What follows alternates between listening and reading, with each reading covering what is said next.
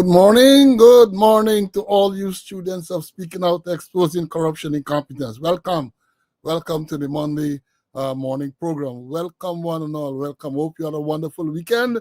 Hope you're looking forward to a productive day, a productive week, an enjoyable week. You know, this is the week of Christmas. Christmas is just, 3 days away? If you come today. So yes, I hope you had when we say productive, you know, this weekend, the last weekend before Christmas Day, is normally a very busy weekend. People have to do all the shopping and the running around and all of that. So I hope you had a great time. And welcome. Today is Monday, the 22nd day of December in the year of our Lord 2025. We just a couple of days away from Christmas, just a few days away from Christmas, a few days away from the new year. So welcome one and all, another great day that the Lord has made. Let's rejoice and be glad in it. Let's give praise and thanks for being in the land of the living. It is a privilege to be in the land of the living. And as you will come to learn in a short while, some persons have not made it. Tragic circumstances, some persons have not made it.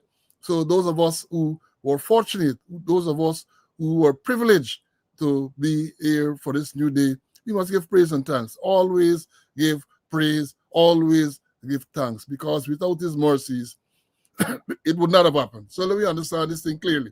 Share the live. Let people know that we are on. My colleague CC is in the studio. He is ready and raring to go as usual to bring you credible, valuable information. We have so much to tell you this morning. What we're gonna do? We're gonna give you some news, and then I guess towards the end we have to lighten up and try to get you in the Christmas spirit. There are so many depressing things to talk about, but today being just a few days before Christmas, we'll try to limit those.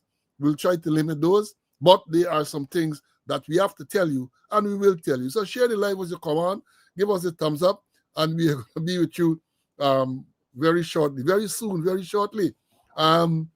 You know, the format, as we say, we do the quick announcement, acknowledge those persons who are here very early. Then we're going to make the announcements, and then we're going to move on. The program was scheduled as is customary at 8 o'clock, and immediately a lot of people rushed in this morning. A lot of students were there lined up at the gate, and they came in. And then, of course, once the doors were open, people came in to the classroom. They took up their vantage points and are ready for the credible, valuable information. So here we go with the acknowledgements. We have the first person listed here this morning is Wayne from the UK. Then he was followed Aubrey. Then after Aubrey, it was Kenneth from Maryland. Earl is here very early as well. Then it was Danny here. So I should have said season's greetings to all, season's greetings. I slipped there. Then we have Marcia, Peter, Evelyn Puran from the Essequibo Coast, Kerry, enjoying the good weather in Guyana, I understand. Then we have Felicia, Ricky Smith, Aubrey, all from Canada, Grantley, Ulrich, enjoying some West Coast, Demerara, good breeze. Raul is here very early as is usual. Patrick from the UK, Joan from New Amsterdam, Sean from upstate New York, Mary. Then we have Sandra, Emerson, Brian, Joy. Then it was Carlton, my squad mate, 9430. Then we have Courtney. Who else? Then Oren from the UK is here as well early. Ivor, Bonita, Desiree. Gabo is here early. Clifton all the way from Paris. Marlon is here. Then after Marlon, it was Magnell, and then Moses, the Barrows were here, and then Anthony from Petersall. So those persons came in early in the schoolyard, and then when the doors were open, the school doors were open, we had what?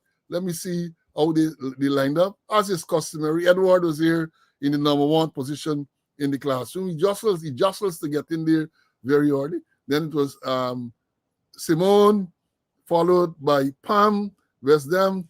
Then it was Linda, Renrick, I can't recall this name. Renrick is here. Then we have Steve.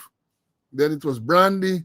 Laverne is here as well. All these people came in very early. Kush, Pinky, and then the list goes on. Charlene is here early as well. Rigby is here. So yes. We have many students in. Just share the live, and let people know that we're on. Today's a busy day. Mondays are usually a drop day, but today, being the Monday just a couple of days before Christmas, I could understand that a lot of the students are busy, and we recognize that we appreciate that you're going to be busy and you might not be able to attend the class live. But I know you're going to go on YouTube and you're going to follow us. You're going to catch up on YouTube. And I can tell, because when you check the YouTube, you will see the numbers of people who viewed on YouTube at a very high level, which sometimes tells you that they weren't able to see the live, but as soon as they get the opportunity, they view the program on YouTube. They don't want to miss out. They also do the same thing on Facebook, those who are Facebookers. Now, so that's for the announcements. Let me give you the announcements now. That's the roll call announcements. 647 days today, Sergeant Alex Vaughn killed on the 12th of March, 2024. And the police initially gave a release, said it was friendly fire. Someone shot him. So another member of the force shot and killed him. But since then, you're not hearing anything. I'm going to keep talking about it. I'm going to keep talking. 647 days. Imagine the trauma the family members, especially at this time of the year, when you lose a loved one, especially at this when you come around to Christmas time, you tend to remember all the good things that person would have done for you, especially if that person was a major or the main breadwinner. So here we are, 647 days, and that is very good. Now, I did tell you about the funeral of retired Woman Chief Inspector Smith. Just a reminder, is on the 28th. We have a program before then, so we're going to update you on that. And then we have a funeral today. Don't forget, retired Chief Inspector Gregory Trotman, right? Trotman today, viewing at Jerrick's Funeral Home. That should be going on anytime now from 11:30 to 12. And then he goes to his home at Nabaklis, he goes to and then to Enmore Anglican Church for funeral service. So that is retired Chief Inspector Gregory Forbes Trotman. Used to be at the Presidential Guard, short man. We used to call him short man. He used to be there. So he is going to be buried today. Also burying today is Sylvia Smith, the wife of retired Detective Superintendent Vibert Smith, a loyal student of this Speaking Out. She's going to be buried today. We say the viewing Sandy's Funeral Home, that the one at West Bank, Port Dran West Bank, from 11 to 12. So that should be going on right now. Then so the Assemblies of God, Power, Faith, Harmony for further viewing from 12:15 to 1, followed by funeral service, and the burial will take place at the cemetery Rattray Congregational Church Cemetery. That's the wife of Vibert, retired Detective Superintendent Vibert Smith, right? Then we told you about the death of former member Tyrone Edwards, Big Eddie. Big Eddie died a few days ago, and I received word this morning that he will be buried tomorrow, Tuesday the 23rd, viewing from 9 to 10 at Sandy's Funeral Home, that's in Georgetown. Then from further viewing from 11 to 12 at his residence, 2199 Section C, Block X, Diamond. A service will be held at Craig Assembly of God Church, and the burial will be at the Grove Diamond Cemetery. There's a wake tonight at his residence, 2199 Section C, Block X, Diamond. And then what more? Well, we told you about the death of retired Superintendent Terence Ralph. That's going to will be taking place on the 30th. So we have some time to fill you in with more details on that. And then today, December the 22nd, is the death anniversary of former President Desmond Hoyt. President Hoyt died on the 22nd of December 2002. Remember that Mr. Hoyt died then. I remember I was still in the force, but I was on vacation in the US when that took place. And then, sadly again, another fatal accident we have to tell you about. Fatal accident at West Coast Borbies. Young lady standing at the side of the road awaiting transportation, and it is claimed that a speeding car lost control, struck, and killed her. Just like that. Just like that. Madness on the road. Then we have the murder of a young man, Xavier Fraser, shot and killed, they said, sometime last night in Sophia. And some other person was with him, he said to be critical in hospital. The circumstances at this time are unclear, but they claim that he was shot and killed. And I know the family. For those of you, Xavier, I think his father, the HGTV, Lagala TV at BV on the East Coast, that's his father has a stake in that, I understand, right? So that boy died last night. And, this is any time is a bad time to lose a loved one, but especially at this time, when you're preparing for Christmas, to have someone of your family member die under such tragic circumstances is not easy.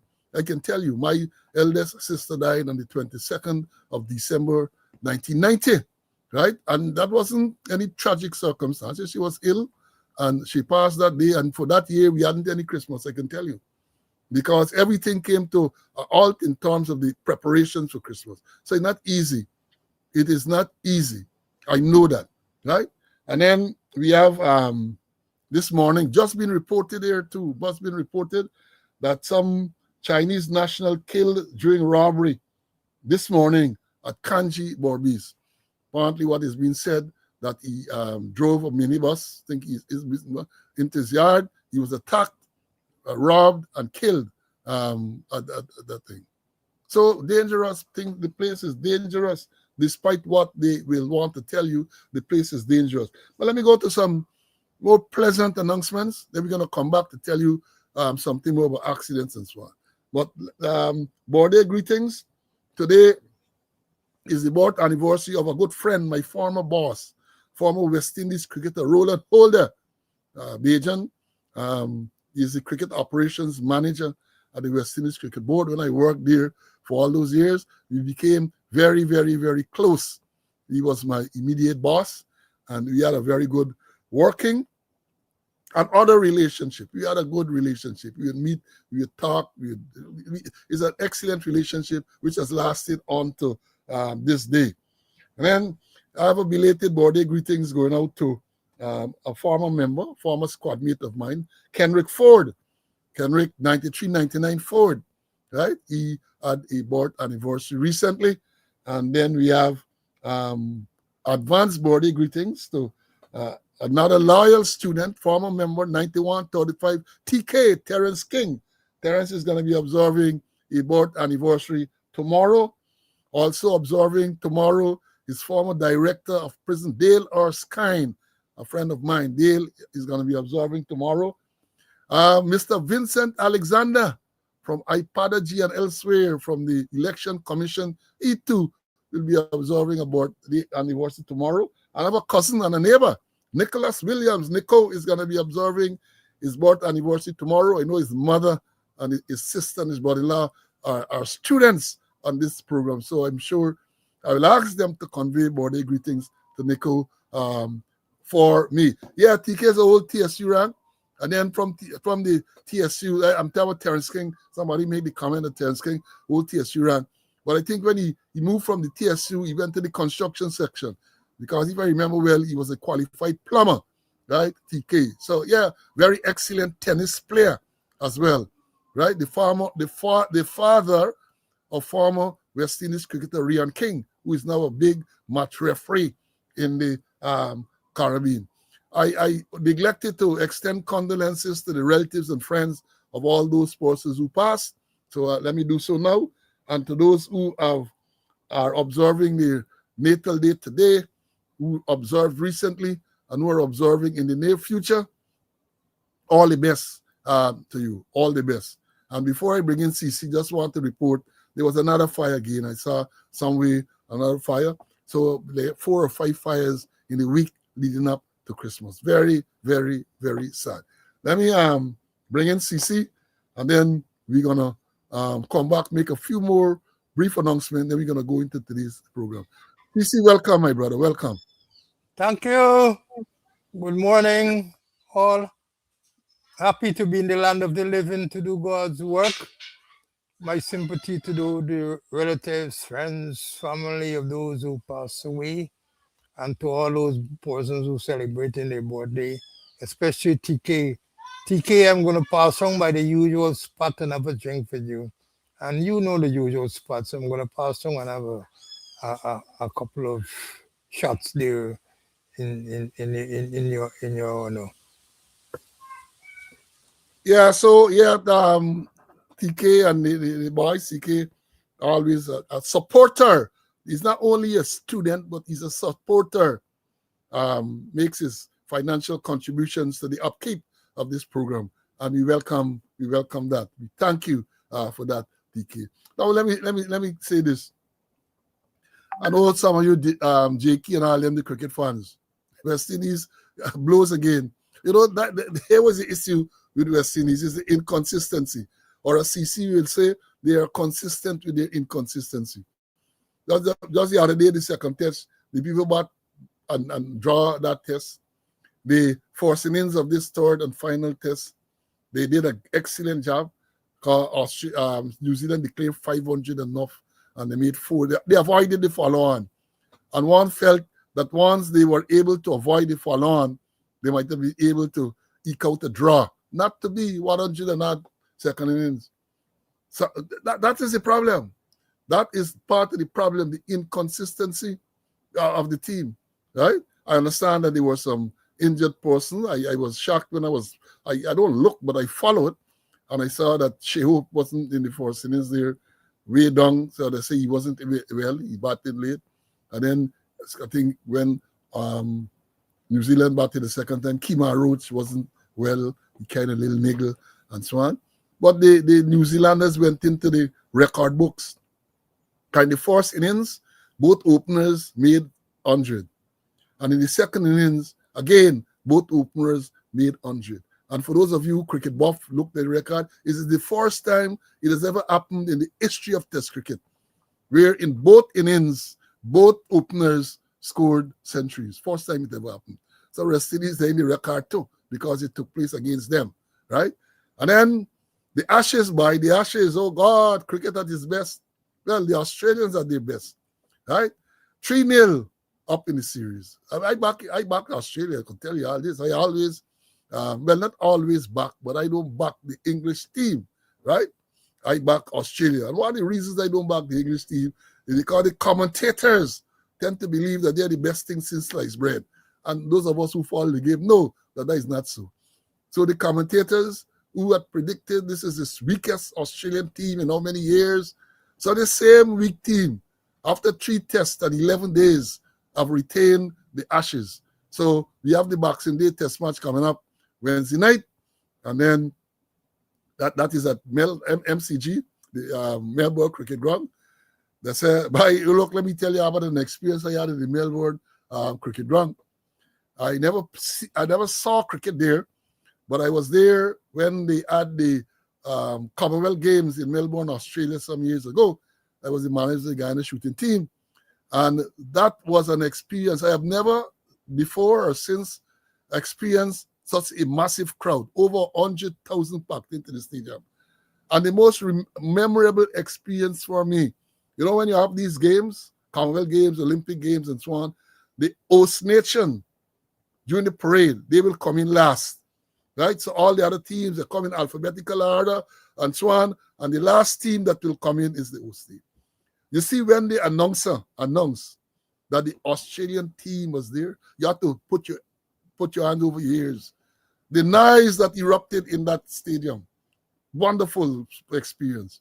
Wonderful experience. So I could imagine their Boxing Day test match Wednesday night, which is going to be Thursday, Australia time. So loud, nice galore. So that is what is happening there in terms of cricket. So, you know, us sportsmen, We got to bring you, got to fill you in with that. Some people say 5-0. I predicted that too. I predicted it is a whitewash, right? Because let me understand this, in the 3 test matches so far, and it looked like in the 4th test as well, Australia was not at their strongest. Because Hazelwood is completely out of the series. Lyon didn't play the first 2 tests. Smith out of this 3rd test. The captain, Cummins, did not play the first 2 tests. So you could imagine what's going to happen there. Well, 4 tests, because I think Cummins has already indicated that he got to manage his workload coming back from an injury. So he's not likely to play in the Boxing Day test. But the people get benched, the bench deep. So they're going to have people coming in there who can stand up and deliver.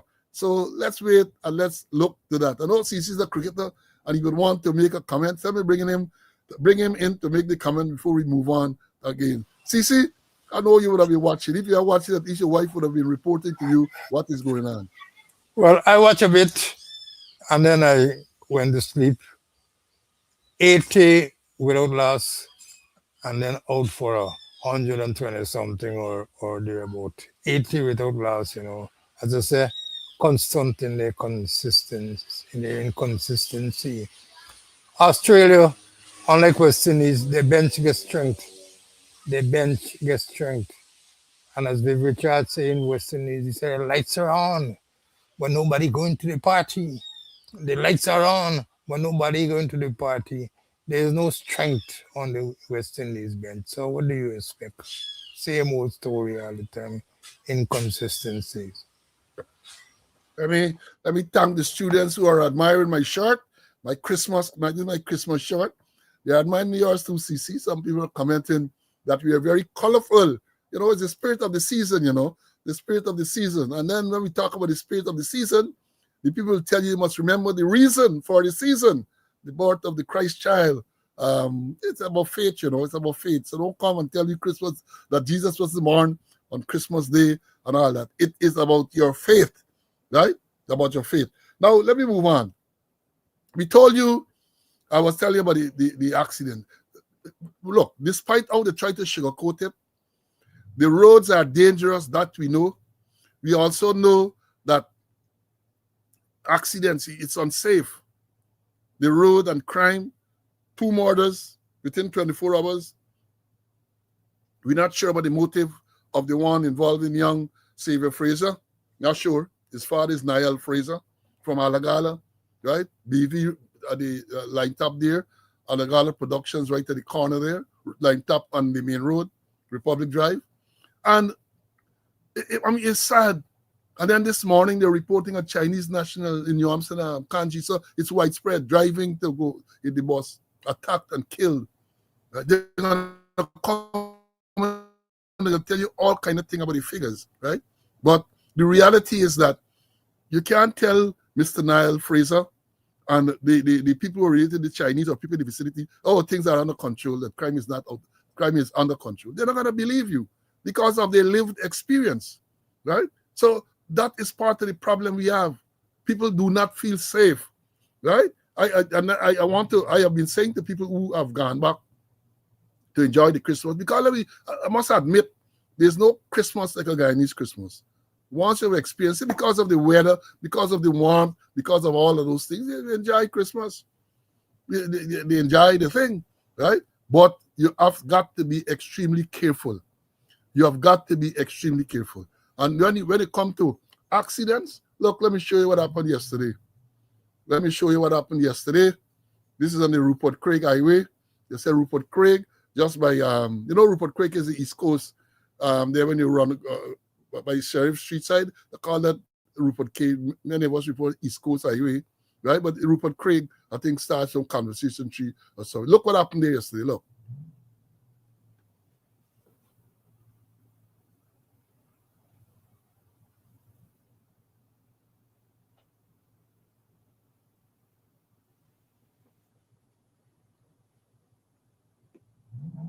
Let me show you it again, just in case you missed it. There's a truck barreling down. As you can see, it looked like rain was falling. The place is wet. And the truck driver doing it, as we would say. And luckily, the car that was there, right? First of all, when you look at it, you can see, because the car is on the, if you know the geography there, they are proceeding west. So the car is on the, is on that lane, which is the northern lane, right? Car is on the northern lane. I'm not sure if they had reached the turning lane to turn into Sheriff Street. They're coming on the most southernmost lane. At some part, it's a turning only. Then there are two lanes or one lane that you could go straight, right? So you look at it again.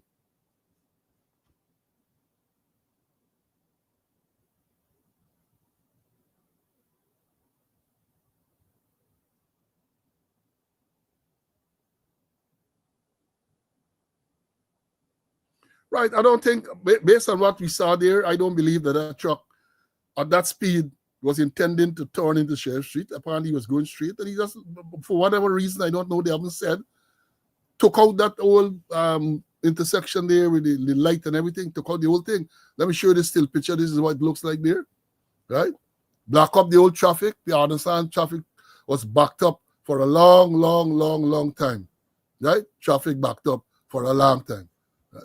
But dangerous. And let me say this, I'm going to bring in CC to make his comment, because I have said repeatedly, when these accidents occurred, don't just investigate the circumstances surrounding the accident. For example, this man driving there, we saw that. I guess he lost control, drove into the post. Luckily, nothing was in that vicinity at the time, so it doesn't look as if any serious injury or powerful damage to the truck and the light post that he took out. I ain't too sure. But I'm saying that when you're going to do an investigation like this, apart from the actual accident, what happened with traffic wrong, who is the driver? Investigate. Who is the driver? How did the driver obtain his driver's license? Right? Is he one of those that the president referred to that got the license through the back door? Is he part of this corrupt process that we all have come to know, that the government admitted? How did he get a license? Who is the owner of the truck? These things are important, you know. If you're going to do investigation, I want to get to the bottom to find out what is going wrong. Find out, how did this man acquire his license, a truck license, if at all he has a truck license. Because remember, the new Minister of Home Affairs, Madam Onej Waldron, said that she had to discontinue an arrangement with the previous minister who had decided to waive the age requirement for persons to get license to drive truck. Imagine that. That is what the minister said. Not Sloan Conway saying that. That she inherited a system where people were getting license to drive truck. In the US, they call them commercial driving license, CDL, to drive trucks. And they decided, it is said, that because of a shortage of truck drivers, they're going to waive the requirements for persons to get a license to drive truck. They're bringing a lot of foreigners. Cubans are there driving trucks. Other foreigners are there driving trucks. People from all over the place driving truck. I don't know how they get license. So I'm saying that when you are going to investigate all of that. That will give you a holistic picture as to what you're dealing with. It's not just the accident. Who is driving? Who owns the truck? How did they acquire the license? Is it one, as I said before, is it one of those persons the president referenced about going through the back door to get a license? Well, he used a euphemism, but who a part of the corrupt process to get license? Because the information is, or the allegation is, 100,000 Ghanaian dollars you give to certain facilitators, and then you are presented with a certificate of competence. And you take that to the Guyana Revenue Authority, and you're issued with a driver's license. You gotta drive, you gotta take no tests, you gotta do nothing. And then ropes and shoot and scoot ban. It is said, the now minister said that he decided that he was gonna waive. I don't know that he has such an authority. When I read the law doesn't provide him with such an authority, but he took the authority on itself, right? To say, well, you want a license, you don't have to wait. I'm not sure what period it was, but you have to have had a license for a number of years, a specified number of years, before you are eligible to be to get a license. You're qualified to go through the process to get a license, right? But that is the thing, right? That is it. That is what we have. So again, let me check to see. Don't just investigate the accident. Check all of that. Let me bring in CC for him to have his say on this matter, and then we're gonna move on to another subject. CC, another. We saw the picture there with the accident. Your views? Like I believe you should do a proper investigation. How he get the driver's license, if he get any at all. Was it among the database that the president got this? He said some triangulated database. Persons who, due to corruption, obtained the license, although he didn't use the word corruption. Huh? And then he gave them amnesty of 6 weeks. I wonder when the 6 weeks were done. And then when you look at it, Paul, you ask yourself, remember the AG had said that persons who damage government property, going to sue them, he going to take action against them.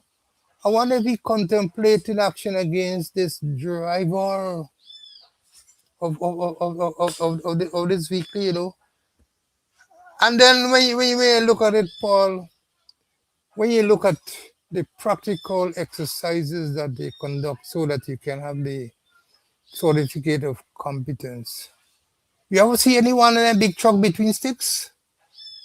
You will see a Canto. And based on you go and drive a Canto, you're getting for driving them big truck. You ever see them big truck though? Between sticks, person practicing? So the whole system need to be reviewed and revamped, And I'm saying, don't only look at the accident, go deeper. As you mentioned, look and see if he's one of the president's list. If it's one that they had a waiver, one that was given amnesty. And then which country come from? Why is he driving in his country, And this kind of thing. And then what is the AG is going to do? Is the Attorney General is going to take action against the truck driver for damaging government property? You see the man carry away everything there, Carry away everything there, So I hope that they do a proper investigation and take the necessary corrective action. Yeah. You made a very interesting point there, CC. And in terms of the action that the AG stated that they will take when it came to the damage of property, government property. I remember shortly after the opening of the Concussion Highway, that's the Heroes Highway there, somewhere in the vicinity of Jumbie Board Roundabout. Guys will be familiar with these things. Many of you might not be familiar. Shortly after the opening, a vehicle, I think, crashed into the roundabout and damaged the roundabout. And the Attorney General, oh God, he was on the thing. Oh, they're gonna. A matter of fact, he went to even before the person was charged. I remember that well. Even before the person who was involved in that accident was charged, the AG had written to them. He said anything, written to the person to talk about compensation, how much $1 million. So I had to ask the question: how can you seek that without having this person convicted for this dangerous driving? You didn't even check to see if the accident was a result of some medical condition or some justifiable condition. But the AG make big noise about that. And I think more recently there was a damage to some part of the newly commissioned Demerara Bridge there, whether the Scarlem Barajagdio Harbour Bridge going across the river. And they make noise too about that. So what happens in this case? You see, that is what we're saying, is the inconsistency. Just jump on social media, they jump on the media, they make all type of statement. Enough nice, big lamp, and no oil. There's no policy, there's no proper policy. So the AG, as he is wont to do, comes out there and he bluff and he make enough nice. And then what has happened? Find out from them what has happened to those accidents that cause damage to government property and other accidents that would have caused damage to other property as well. There's enough big knives are coming out and met. So we're going to follow here what is happening with this one. That is perhaps if they are going to report on it. Because based on experience, depending on who the owner of the truck is, depending on who the driver of that truck is, you might not hear anything. You may not hear anything more about that accident. The next thing you're going to see, they spend a whole set of money and they repair the thing there. That's what you're going to see. That is what happens in this corrupt process that you have. In this country that is not a real country, Guyana, not a real country. That is what happens, right? That is what happens. So let's see how they are going to be dealing with this. Let me see how they're going to be dealing with it. Now, what I should have announced to you earlier too, I see one of the students complaining, but not complaining. He mentioned that he's in the States, very cold in New York and so on. Well, the official winter began yesterday, you know, my brother. Official winter began yesterday, and if it is that you had like the cold, you could have gone to someplace much warmer. God, I said yesterday at 10:02 or 10:03 was the winter solstice, right? And that would have been the shortest day, right? And the longest night. Yesterday, last night, shortest day, longest night. I was good reading. Yeah, I was reading these things, man. Because I said thereafter, every night will be progressively longer. Every night going out straight out now. Because once you have the solstice, that is the claim, I think they said is when the earth is farthest away. Read the thing, man. Read the thing. I found it very interesting yesterday when I read it. But then they said from now on,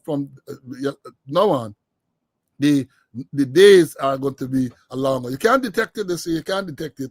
But the astronomers and them, they know that it is a little longer, whether it's by seconds or whatever. That is what is happening there. Now, let me share some good news with you guys. You might not know, right? What we have what, over almost 1,300 students in the classroom. Share the life, man. Share the life. Share the life. I want to let you all know that today, December the 22nd, 2025, is the 4th anniversary of Speaking Out, Exposing Corruption, Incompetence. And I got to clap myself. I know many of you would want to congratulate the program, myself and CC. This program was launched on the 22nd of December, 2021. I'm going to tell you something about the program because it has not been easy, you know. It has not been easy. There have been many, many challenges, which I'm going to tell you about. So y'all indulge me a minute. CC, indulge me. Let me walk you through this. This program launched on the 22nd of December 2021. And let me tell you what motivated me to launch this program.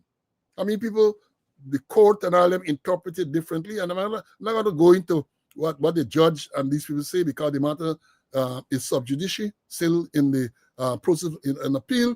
And I ain't going to look like Barrett Jagdeo and Nandalal them for comment publicly on matters that are before the court. And my training and my discipline will not allow me to do that.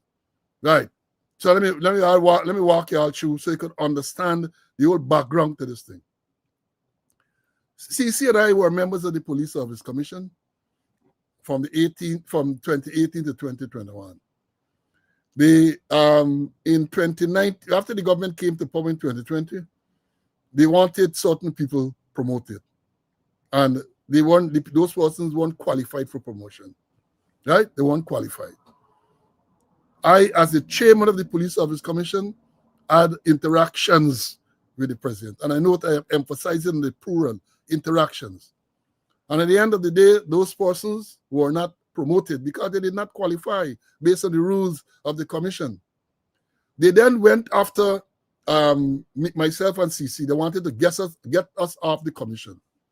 So what they did, they then, we had been asked to assist in the revision of the police force standing order. CC, myself, some other retired senior police officers, we had been asked to assist, and we agreed, right?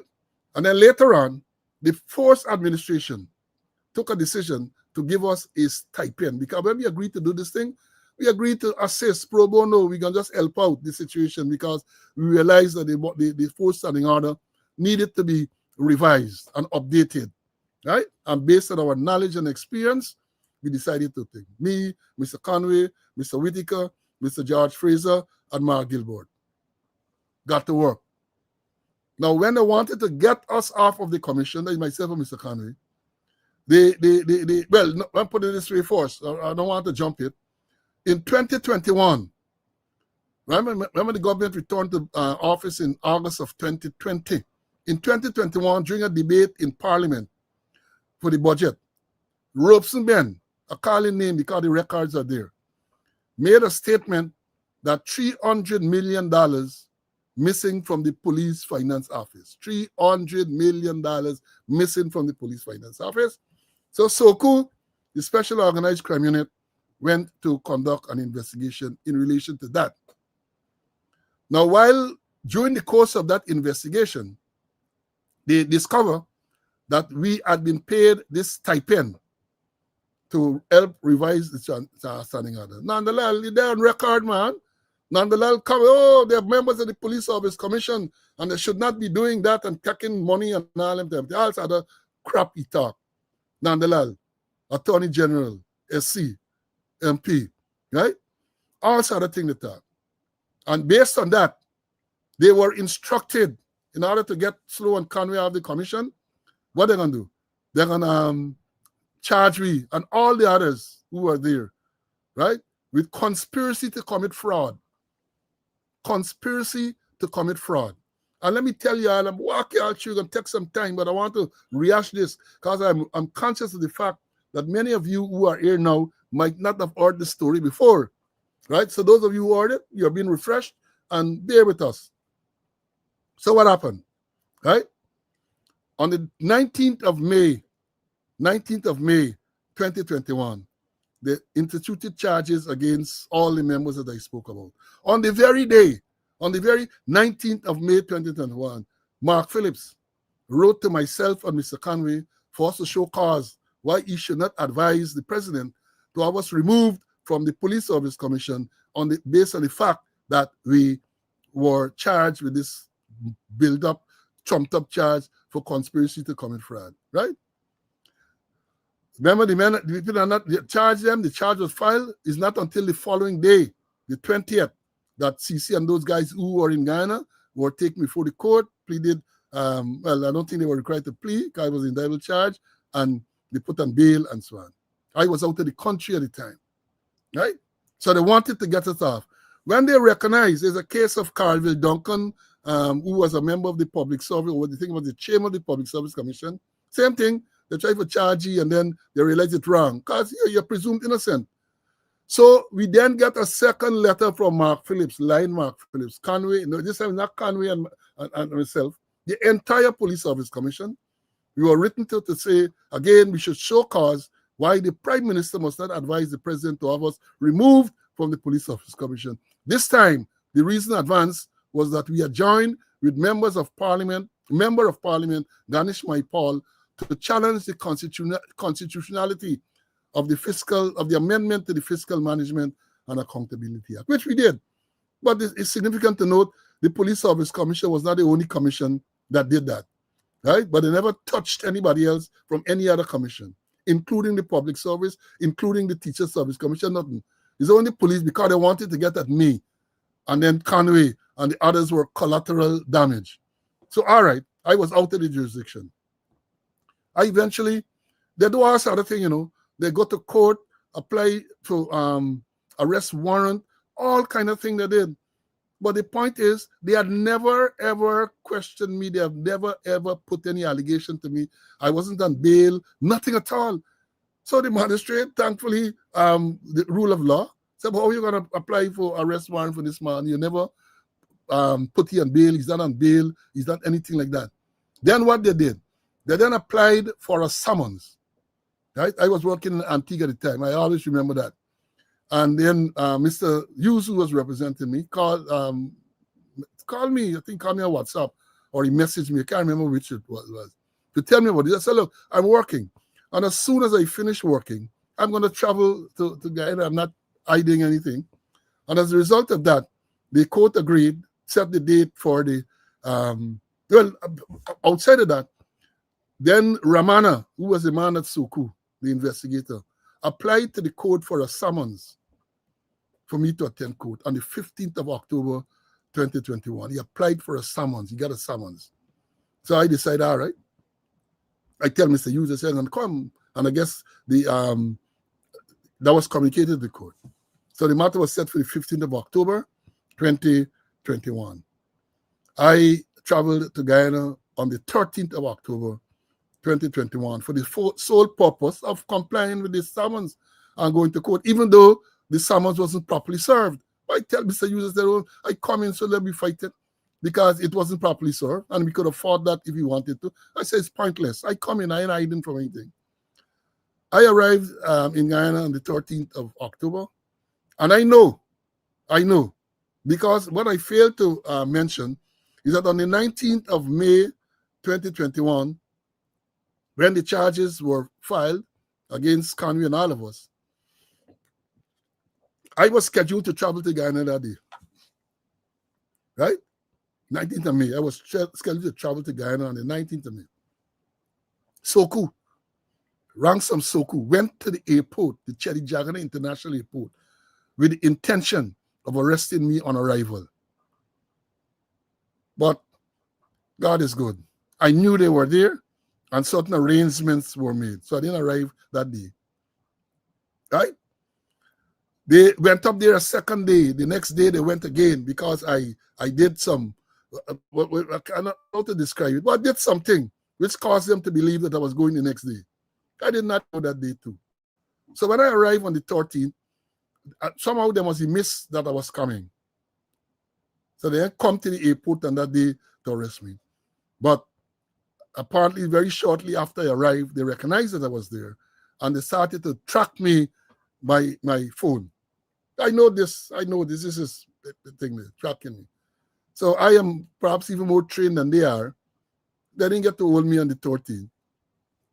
They didn't get to hold me on the 14th. So the 15th of October, now I turned up in court.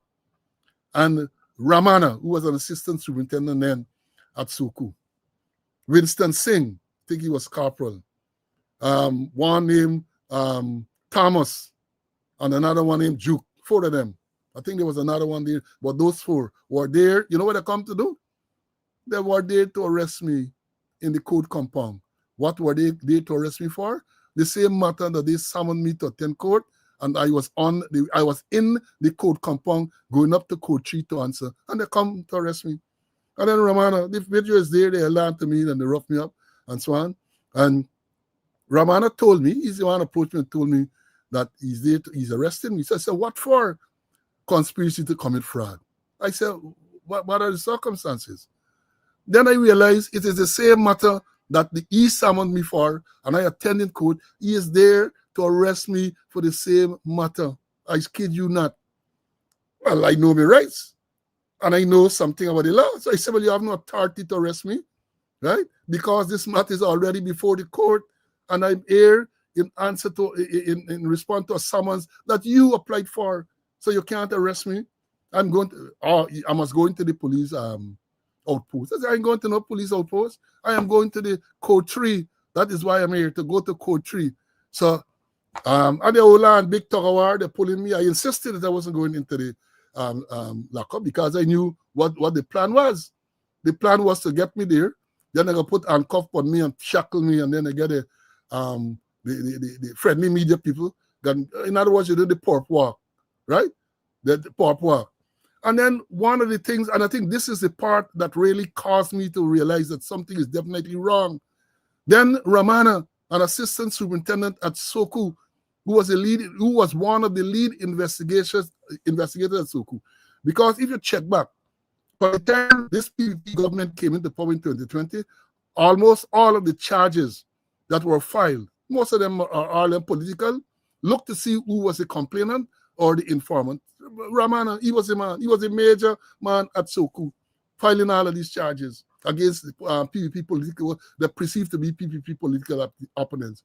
And then here what the man tell me, and I said, this is what convinced me that something needs to be done. He told me that he was arresting me so he can read the caution after charge to me. I said, what? Caution after charge, months after charge was filed? So I started to give them a little lecture. I said, well, you can't read caution after charge now. Caution after charge is read at the police station at the time when the person is charged. So you arrest a person and you haven't charged him yet.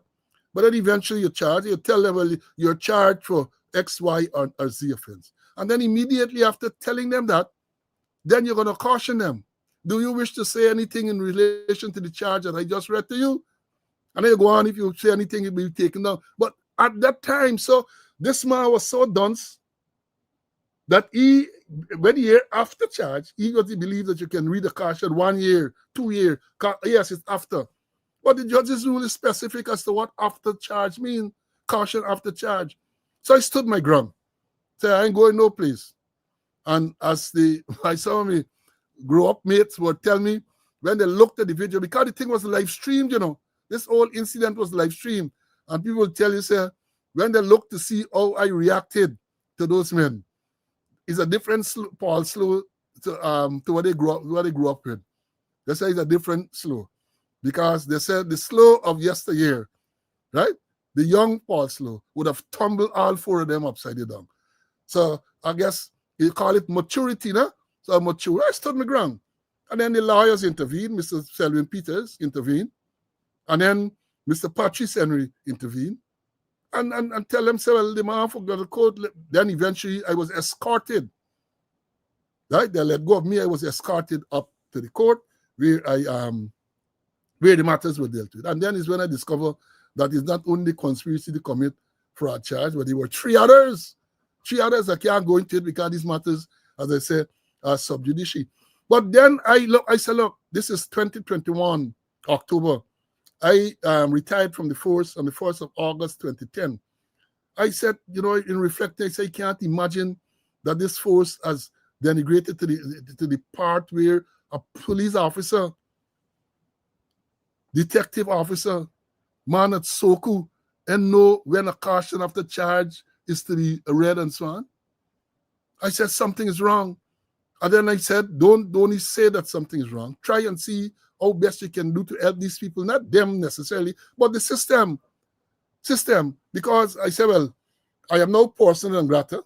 I can't go there because in the past I would have been invited to do lectures and presentations to senior officers and so on. But now I can't go. What can I do to make sure that the knowledge is passed on? Not to them necessarily, but to the younger policemen and so on. And I came up with this idea that maybe you need to do some podcasts on various policing subjects. And I spoke to some people, and I got some assistance in setting up Speaking Out. The name was my idea, Speaking Out, then Exposing Corruption and Incompetence.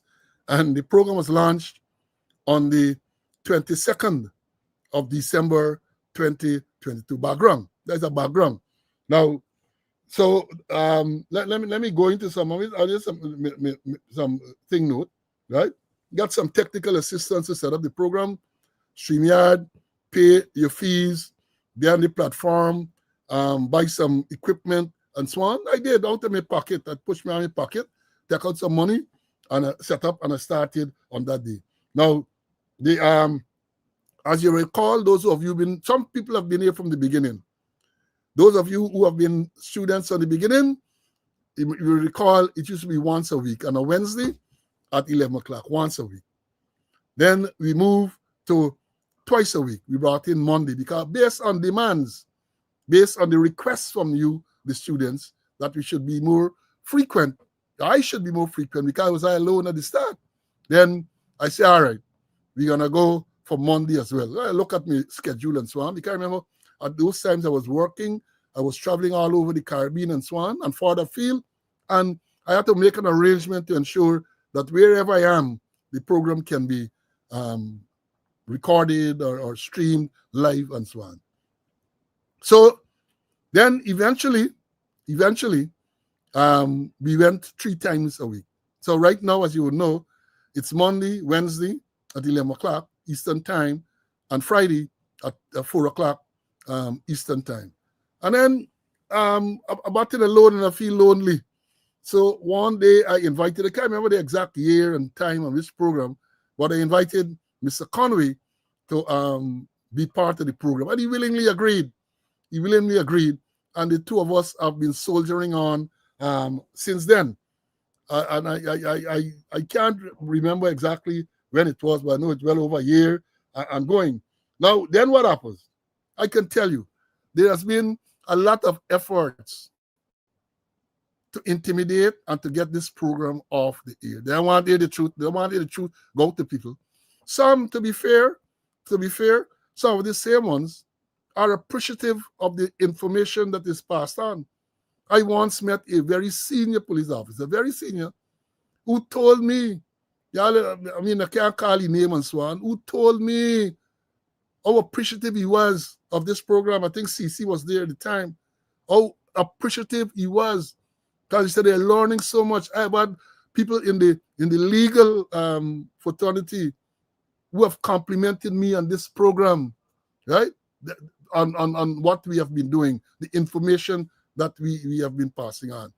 I am inundated with compliments about the effectiveness, about the educational value of this program by both members of the force and members outside of the force. Yeah. But they did everything to pull me off. I catch this program, 2 lawsuits because they claim that the program was defaming them and libeling them. 2 lawsuits. One, well, both of them still pending before the court. I don't know. I know the stage of one, and I'm not sure about the other one, right? Pending before the court. So they do all sort of things. They sat down at a bar in on the East Coast. I'm not going to call the village, but I know exactly where the bar is. I know the name of the bar. I know the persons who were there. Of course, PPP supporters. And they made this point that they got to turn Paul Slow into another Courtney Crummy-Wing. In other words, they wanted to murder me. That's what they said. So in case you all don't know who's Courtney Crummy-Wing, Courtney Crummy-Wing was a man who used to be in front of the Attorney General's office, Nandalal's office in Carmichael Street, protesting for him to resign because of some statement he's alleged to have made. And then he moved from Carmichael Street to Diamond on the east bank of Demerara, and he was shot and killed. He was shot and killed. The current Minister of Government, Kwame McCoy, was arrested as a suspect in that matter. He was eventually set loose. Other names were called. So I have no fear. I tell them I have no fear. I have to die one day. I have to die one day. And it's that day will be the day that's ordained by the Jehovah. So they sit down and they're planning all of that, try to intimidate and threaten this program. And you would have experienced too many times the problems you get in terms of internet connection and maybe they're interfering. You know that, students, you know all of that. So all of that they did to get it on. 4 years and counting. 4 years and counting. And we ain't going to stop. Because the information needs to get out there. And therefore, we ain't going to stop. Let me tell you before I bring in CC now, some of our, what we consider, we have had many, many major achievements, many, over the 4 years. Many major achievements. But before I say that, let me tell you that I am pleasantly surprised at the exponential growth of this program. Exponential growth. So right now we have what? Over 1,500. And today's a slow day. SLOW, not SLOWE. Today's a slow day, 1,500 and counting. And I am sure that within 24 hours of this program ending, you're going to get over 10,000 people on YouTube alone who would have viewed this program. So it has had the impact, but I'm pleased and I'm happy, and I want to thank you, folks, for the support you have shown by attending the program, and by so many of you have made monetary contribution. Again, I thank you for that. Because we ain't for the long haul, we ain't going no place. Some of the achievements, let me tell you, you may recall that it is this speaking out. We used to hammer away at that foolish and treacherous decision that they took, right? To put the Spanish words for police on all the police vehicles and in police stations. We came on this program and we were relentless in our attack on that foolish idea, that treasonous idea. Remember that? All the police vehicle, policia, and then they come with us at the excuse where is the president had some vision, yeah man, visionless. Maybe he had some visionless vision for the put Spanish word on all the police vehicles. At the time, at a time when Venezuela, Maduro, rattling his saber, claiming Essequibo, the brilliant people that we have, and I hope you all recognize this sarcasm, decide you're going to put Spanish words on the side of the police vehicles, especially in the area claimed by Venezuela, Essequibo. That is what they do, right? That is what they do, or that is what they did. And we were relentless. And then Jack Dio came out one day and said, oh, that some stupidness he come with, said, well, they're going to put it in small letters. Now, yeah, I remember these things. I got good memory, you know. They'll put it in small letters. If we sell big letters, small letters, it should not be there at all. No Spanish word should be written on the side of the guy in the police force vehicles, right? Because we even made the point, we made the point, you have states in the United States with large Spanish populations, large, right? Spanish population. And what happened? You don't see policia or any other foreign word on the side of those vehicles. I have never seen it. At least I have never seen it, right? And I have traveled extensively around the states, New York, Arizona, Texas, all those places got a lot of Spanish-speaking people. But that's what they did. That is what they did. And when we think, then they pull it off. So if you look now, folks, that is the evidence. You know, we know as police officers, former police officers, have evidence. If you go now, I don't think you will find a single police vehicle with the Spanish word for police written on it. And that, in a large part, was due to what we did on Speaking Out. This program, right? So there's one of the achievements. Let me tell you of another achievement. In 2022, they formed the Police Service Commission. Remember the Police Service Commission that we were part of? I was the chair. The life came to an end on the 8th of August, 2021. And then for a while, there was no Police Service Commission. Then they brought in Bishop Finlay, the chessboard bishop. They brought in 3 others, Shuafat, Mark Conway, and Aki Mohammed, right? And then they started to work. And CC pointed out, I think CC was the man who on it, said, look, according to the article, I think it's 211, which article of the Constitution, the Police Service Commission is not properly constituted. And then we talked about it here because the Constitution says it has to have 5 members. And they tell you the process. But critical to this whole thing at the time was the fact that there was no Public Service Commission chairman. And the Constitution says that the Public Service Commission chairman must be a part of the Police Service Commission. So we argued that if in the absence of the chairman of the Public Service Commission, the Police Service Commission cannot be said to be properly constituted. Mr. Roysdale Ford, senior counsel, wrote something supporting that view. Anil Nandalal SC MP came out, usual style, attack. Oh, Ford listening to people who are not liars and all of that. In other words, Ford were listening to taking mislead from Conway and Slow and so on. He carry on. And then the matter was challenged in court, went all the way to the CJ, the Chief Justice acting, right? Ruled, just as we had said, that in the absence of the police, so the chairman of the Public Service Commission, the Police Service Commission cannot be said to be properly constituted. And she so ruled exactly what the non-liars Slow and Conway were saying. And you get the Attorney General didn't know that. He argued against that. And the court ruled. And then you remember what happened then? Because the judge, the Chief Justice, went on to say, I think she want to use the de facto doctrine, I think it was. I'm not a liar, so if I get these things wrong, to save the decisions made by the unconstitutional Police Service Commission. That's the doctrine. So, in other words, the fact that they were not properly and constitutionally appointed meant that they should not be functioning. But they did function and made a lot of decisions which were unlawful because they themselves were not lawful.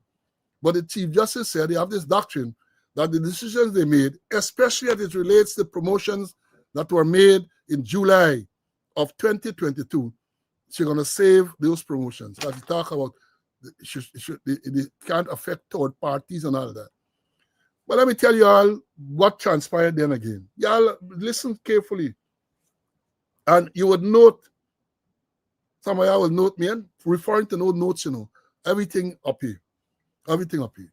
Now, after you had this impasse with the Police Service Commission and the promotions which we had made, and they refused to accept the promotions and so on, and then the Duas other thing, I had a discussion with my lawyers.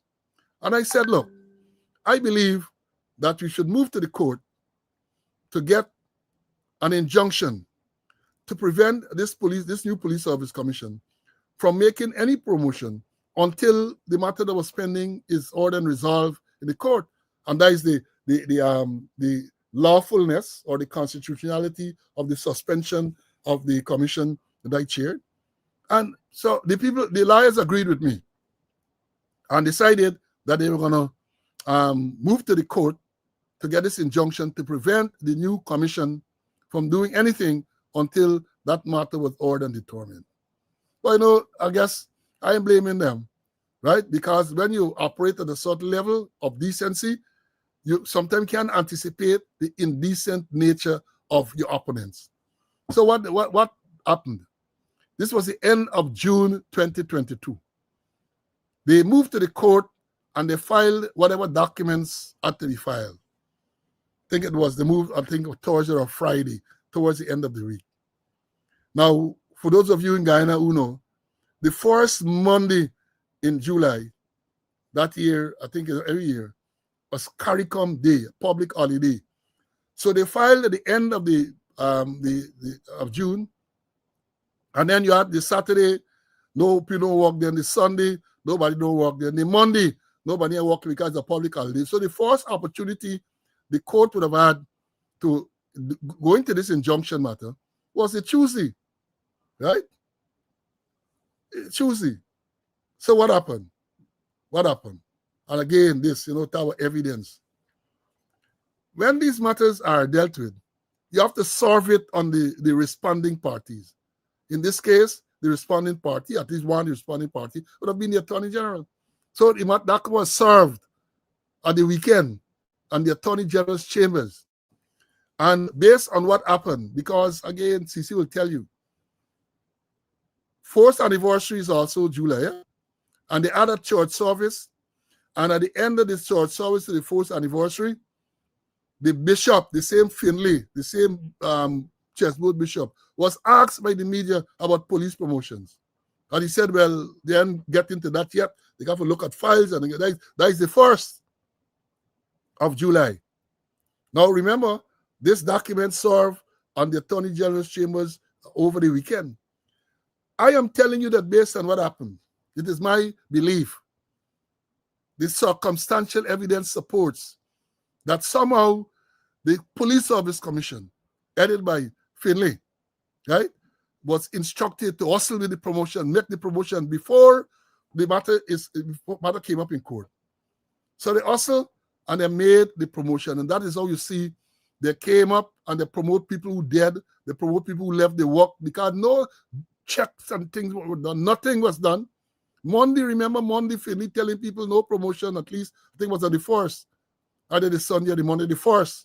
No promotion. And then the next day, 250 something promotions were made. The very next day.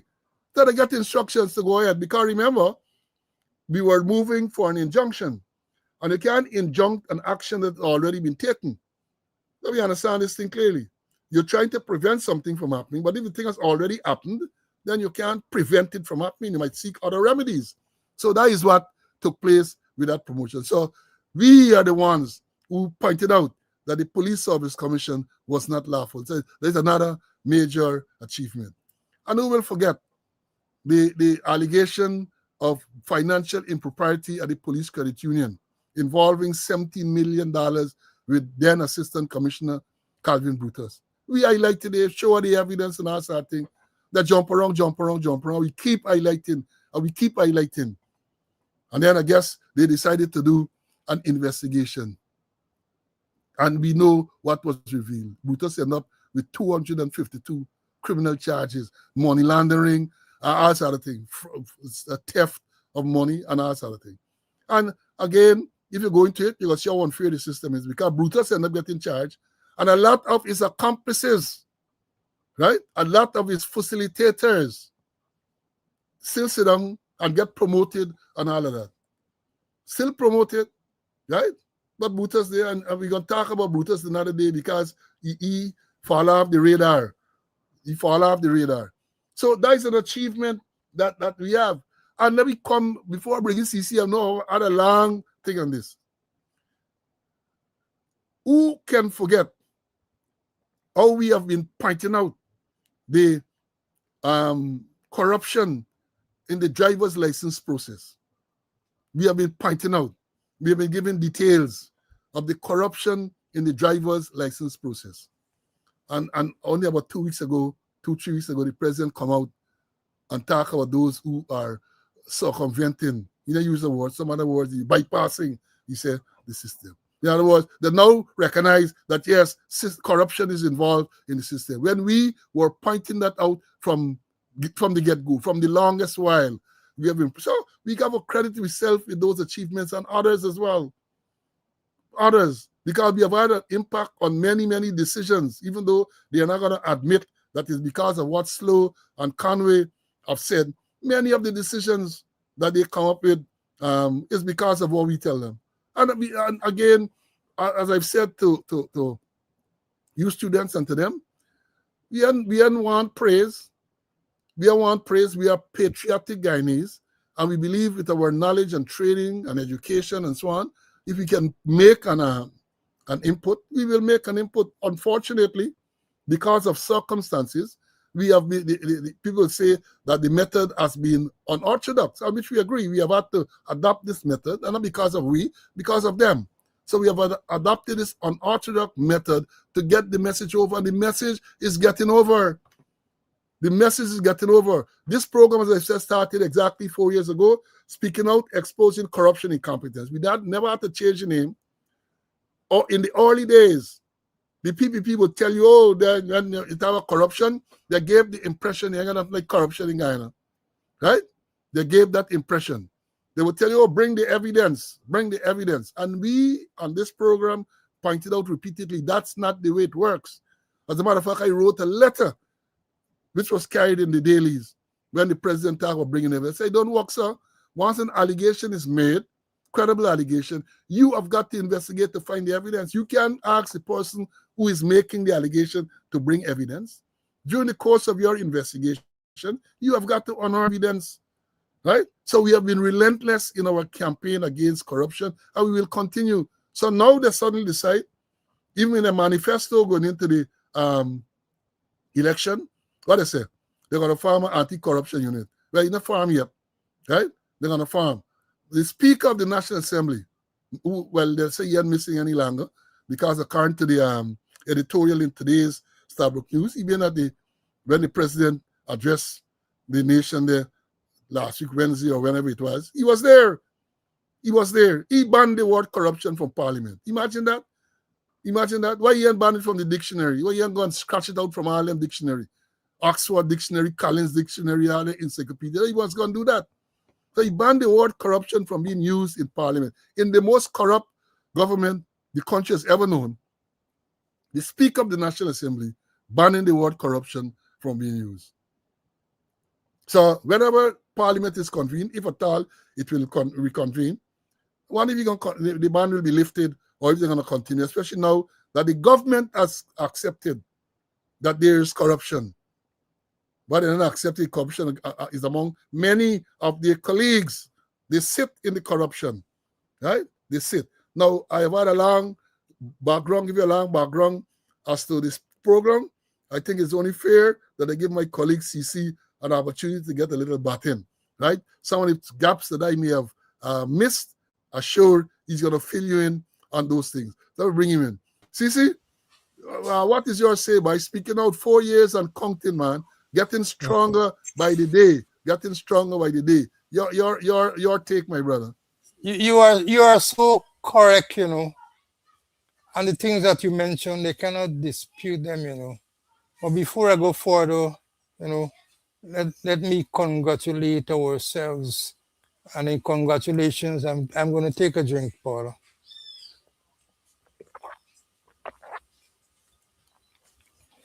I gotta drink some water.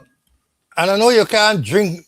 I know you can't really drink with me because you get some red red plastic cup in your position, like what the president had. I rather dead before I go red, boy. I rather dead before I go red. Go ahead. All right, and yes, it's true that they unlawfully charge us because we did not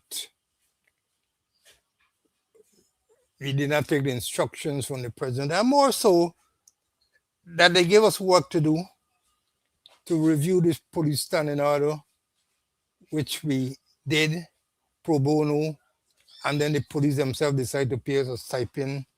And your friend, your attorney general, said that they're members of the Police Service Commission, and the work they're doing is and to collect money is unethical. It might be unethical, although I would not conceive with that, but it was never illegal. And let me jump forward, Paul. I remember you invited me to speak on training on the program sometime after you started. I can't remember the exact date.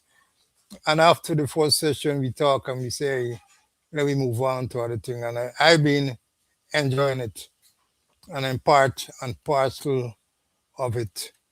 And we, and let me tell you a little story. I remember listening to BBC Talk, and the moderator was interviewing the late and great Bob Marley, and he wanted to embarrass Brother Bob. And he asked him, Brother Bob, where you get your education from? Which secondary school you went to? You went to UE? You went to Mono campus? And Bob said, a proper question, man. I man like that question. He said, I man I get education. I man get inspiration. And if I man they get education, I man would be a stupid man. Jara Safari Hill Selassie. So what we doing, we not only training the people, we not only giving them the relative information, we not only exposing, we are inspiring people. And you walk down the road and ask, speaking out, exposing corruption and incompetence is there. Even the police themselves, although some of them hiding and listen to the program during the course of the day, but when they go home, they listen to it because it is inspiring them. We not only telling them, we making positive recommendations to them, and they're listening to us, and they want more. I could tell you, and we've gone international. We all over the place, speaking out, exposing corruption and income, and we're not gonna stop. We're not gonna stop. We'll continue to inspire members of the force. I remember something last year. A traffic man jump out his car, they stop. He said, Mr. Conner, want to see you. You longer want to catch up with you. He said, I get into UG and I had a paper to do. He said, I quoted you and Mr. Slow extensively. And I got distinction on the program. He said, yes. He said, you are continue. You are good work. And we praise yourself. We've been doing excellent work. Jump high, jump low, and and it's not easy too. They're trying with me, like how they're trying with you, Paul. They're trying with me too. But I believe, like Shakespeare, that death will come when it will, and it is a necessary end. They're trying with me all wrong. they using Pegasus, I know. I'm a highly trained man. They're using Pegasus on me, and the cameras don't lie, you know. Especially hidden cameras, they don't lie. So we will continue. We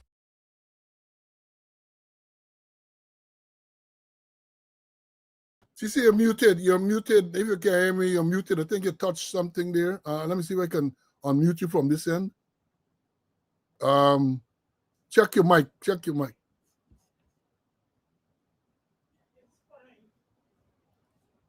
I can't hear you. So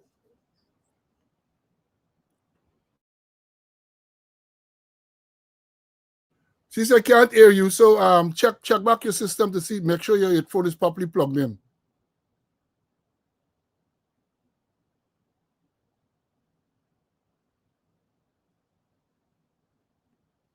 Yeah, something happened there, Mr. Conway.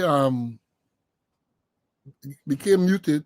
Well, I can see. Let me see. At my end, I can see that he's muted, but I don't know how to. Yeah, okay, let me unmute. They're giving me the option to unmute at this end. The mic. The system is telling me that your mic is not connected. They say that your mic is not connected, and therefore I cannot unmute you from this end because your mic is not connected. So if you can make sure that your mic is connected, I'm looking to see when it is connected here. Well, let me carry on in the meanwhile. You're still not connected. I'll see when it's connected, right? So, folks, we have had that, and don't forget, there are so many other achievements that this program, the program has. So many other achievements. We call out a lot of things. Remember the matter with the police officer? Yeah, he's back now. Hold on. Yeah, I can see your.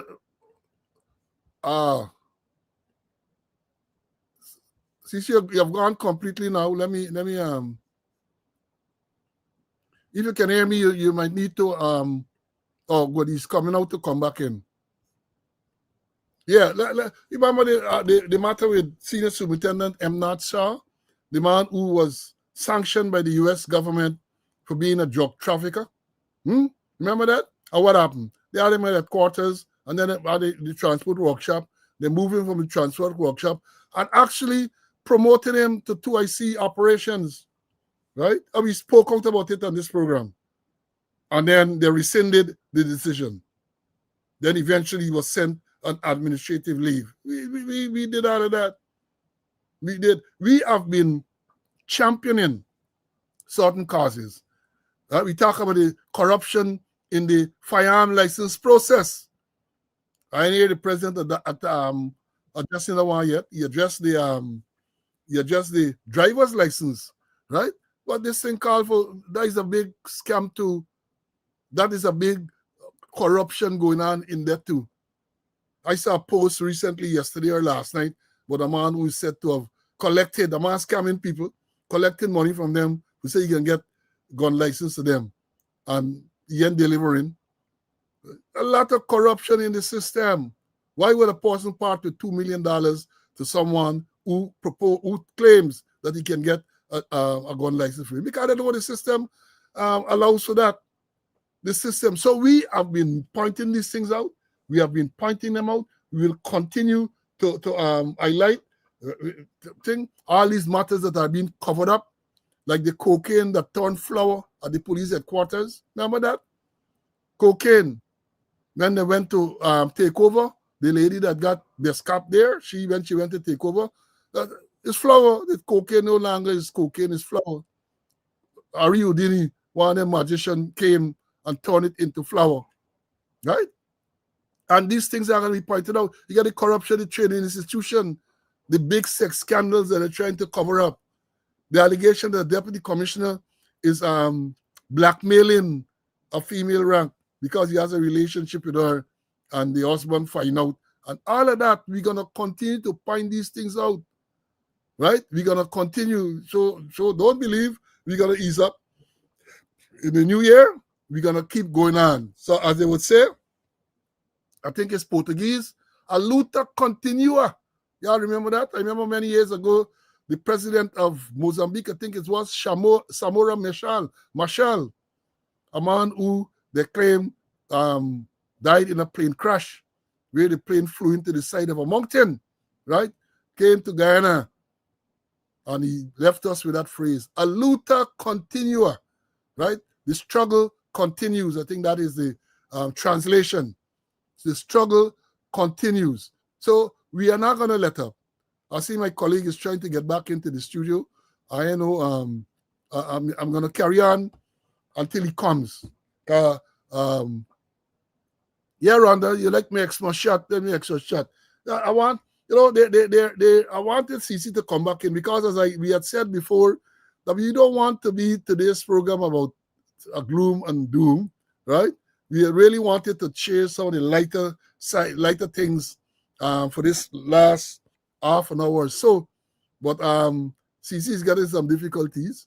Yes, he's back in now. I can see that he's back in now. Let me bring him in. CC, I can see that you're back in now. Yeah, I hear you. All right, I'm go hearing ahead. you. Go ahead then. Yeah, I'm saying there so many things, positive things that coming out of this program. We have been highlighting so many things. You mentioned about the driver's license, the the fraud, the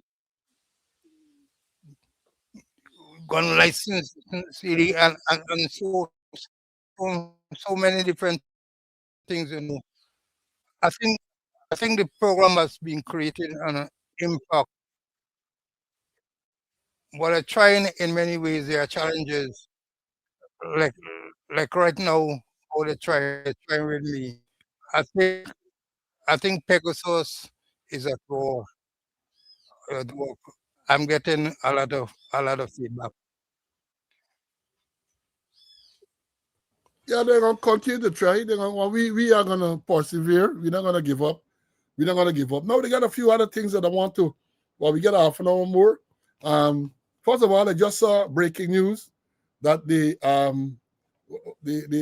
hold on. Let me. I don't want breaking news from news source that the deputy chief election officer, the Anil Giddens, I think is his name, has resigned with effect from January. He resigned. There's the same man who was called a certain name by Sherrod, and he get cybercrime charge in Sherrod tail. Sherrod said the man, I think it's Trench Crapo, he said something like that. Sherrod Scully, cybercrime charge. So anything you get in charge with cybercrime. So he has resigned. That is what the news breaking now, that he has resigned. Then, as I indicated, I alluded to earlier, today's editorial in the Stabrook News speaks about the missing speaker, right? Now, when you talk about incompetence and corruption, I mean, this all ties into it. Parliament was convened on the 3rd of November. 3rd of November, I think, yeah, 3rd of November, right? According to Article 184 of the Constitution, the next thing is for the Speaker to call a meeting of members of the opposition for them to elect the leader of the opposition. If you check the records, in many cases, that meeting is called the very day the members of parliament are sworn in, the very, very day the calling. The parliament is convened. Then doing that, then they say, well, Igan is outside or overseas. The president said, that's the first time I heard that the speaker was not in the country. Is when the president told the nation he was being asked some question on the side, like, oh, we all know. He said, that's what we said, we all know that he's out of the country. I didn't know that, right? And the man coming back in the country. And then this morning, if you read the editorial in Stabrook News, they're saying that he is back because they saw him at the activity the president had. He was sitting in the front row. And I describe it, I must read it, Yeah, don't let me read everything for you, right? He is back in the country. And they even made the point that if the speaker is out of the country, and if this function is such an important function. What happened to the deputy speaker? There is a deputy speaker. But this whole thing, regardless of what they tell you, is about Azzuddin Mohammed. They are doing everything, and the evidence supports that, what we are saying, to prevent Azzuddin Mohammed from being elected as the leader of the opposition. They're doing everything. Constitution or no constitution. Because according to the constitution, this is the speaker's job. This is the speaker's job to convene this meeting. It's simple and straightforward. Convene the meeting. The members of the opposition is going to elect who they want the leader to lead them. And then the thing. And it brings me to a very important point that, let me come back to this tint arrangement. Remember the minister came out with big fanfare the other day and talk about the change of the law to allow for tint. Everybody can have tint. Then it was always so. I mean, the degree might be different, but it was always that all vehicles can have tint. Tint was never banned. I've repeated that repeatedly. Tint was never banned.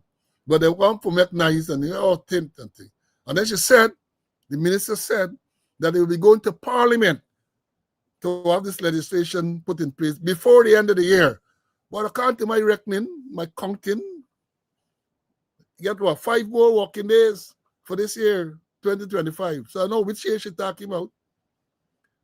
I know which year, right? All of this thing here now is about Azzuddin Mohammed. Because, in case, everybody by now should know.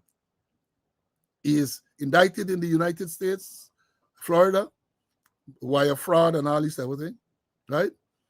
The extradition proceedings is ongoing. I think the matter comes up again on the 6th of January, right? So I know when they're going to convene this parliament for pass this this legislation about this tint that the minister spoke about.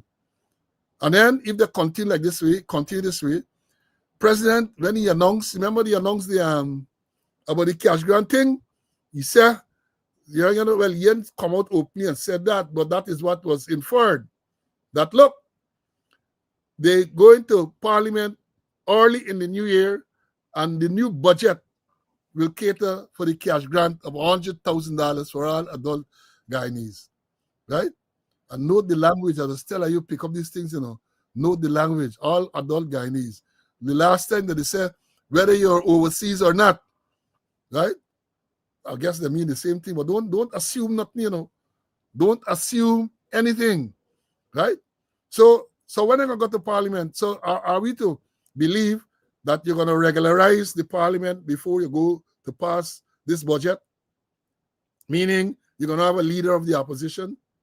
But don't put it beyond these people to go to Parliament without a leader of the opposition. And even if opposition members decide, they're going to boycott, they say they want, because they will go and ride roughshod over them. Oh, you young come, so we go and do what we got to do. You got to look at these corrupt people, how they operate. You got to try to anticipate them. It's not easy, but you got to try to anticipate. And then they're going to run to the court, and then they're going to hear about the doctrine of necessity and all them type of thing. Because we have a saying, you set the wicket, you got to prepare the pitch. And I believe that the pitch is prepared. I believe that the pitch is prepared. Cricket fan again, if fast bowling is your strength, you prepare the wicket green top so that you hope to bowl on a green wicket and the ball flying and your opponent's running. If it is that your strength is spin bowling, you create a dust bowl. Sometimes it does backfire, like in India the other day, the dust bowl backfire on them. So yeah, the wicket is prepared for all of these unconstitutional acts. I call it that. That is my view, that these things are unconstitutional. Now, what plausible explanation can the speaker advance to this nation as to why they have not had this meeting to elect the leader of the, other than the fact, that is not plausible, but the only explanation he can offer, they want Azzuddin Mohammed as leader of the opposition. And I saw a beautiful letter over the weekend too, written by Neville Bisembo Jr. Because I remember Nandalali come out and talk about a stay on Parliament to have a man who is facing extradition stain on the parliament, Guyana parliament. Well, Guyana parliament gets so much stain when you look around at the composition of the members of parliament. That stain, there's a lot of stain. Nothing can take out the stain, you know. That stain, you get convicted criminals, all sort of thing in the parliament there. You get a man who has the biggest allegation of corruption ever made against a politician. Either right there. And that is not stain. But the letter that I referred to spoke about Desi Bouterse in Suriname, that when he was president, all the criminal matters and all this, everything he had, right?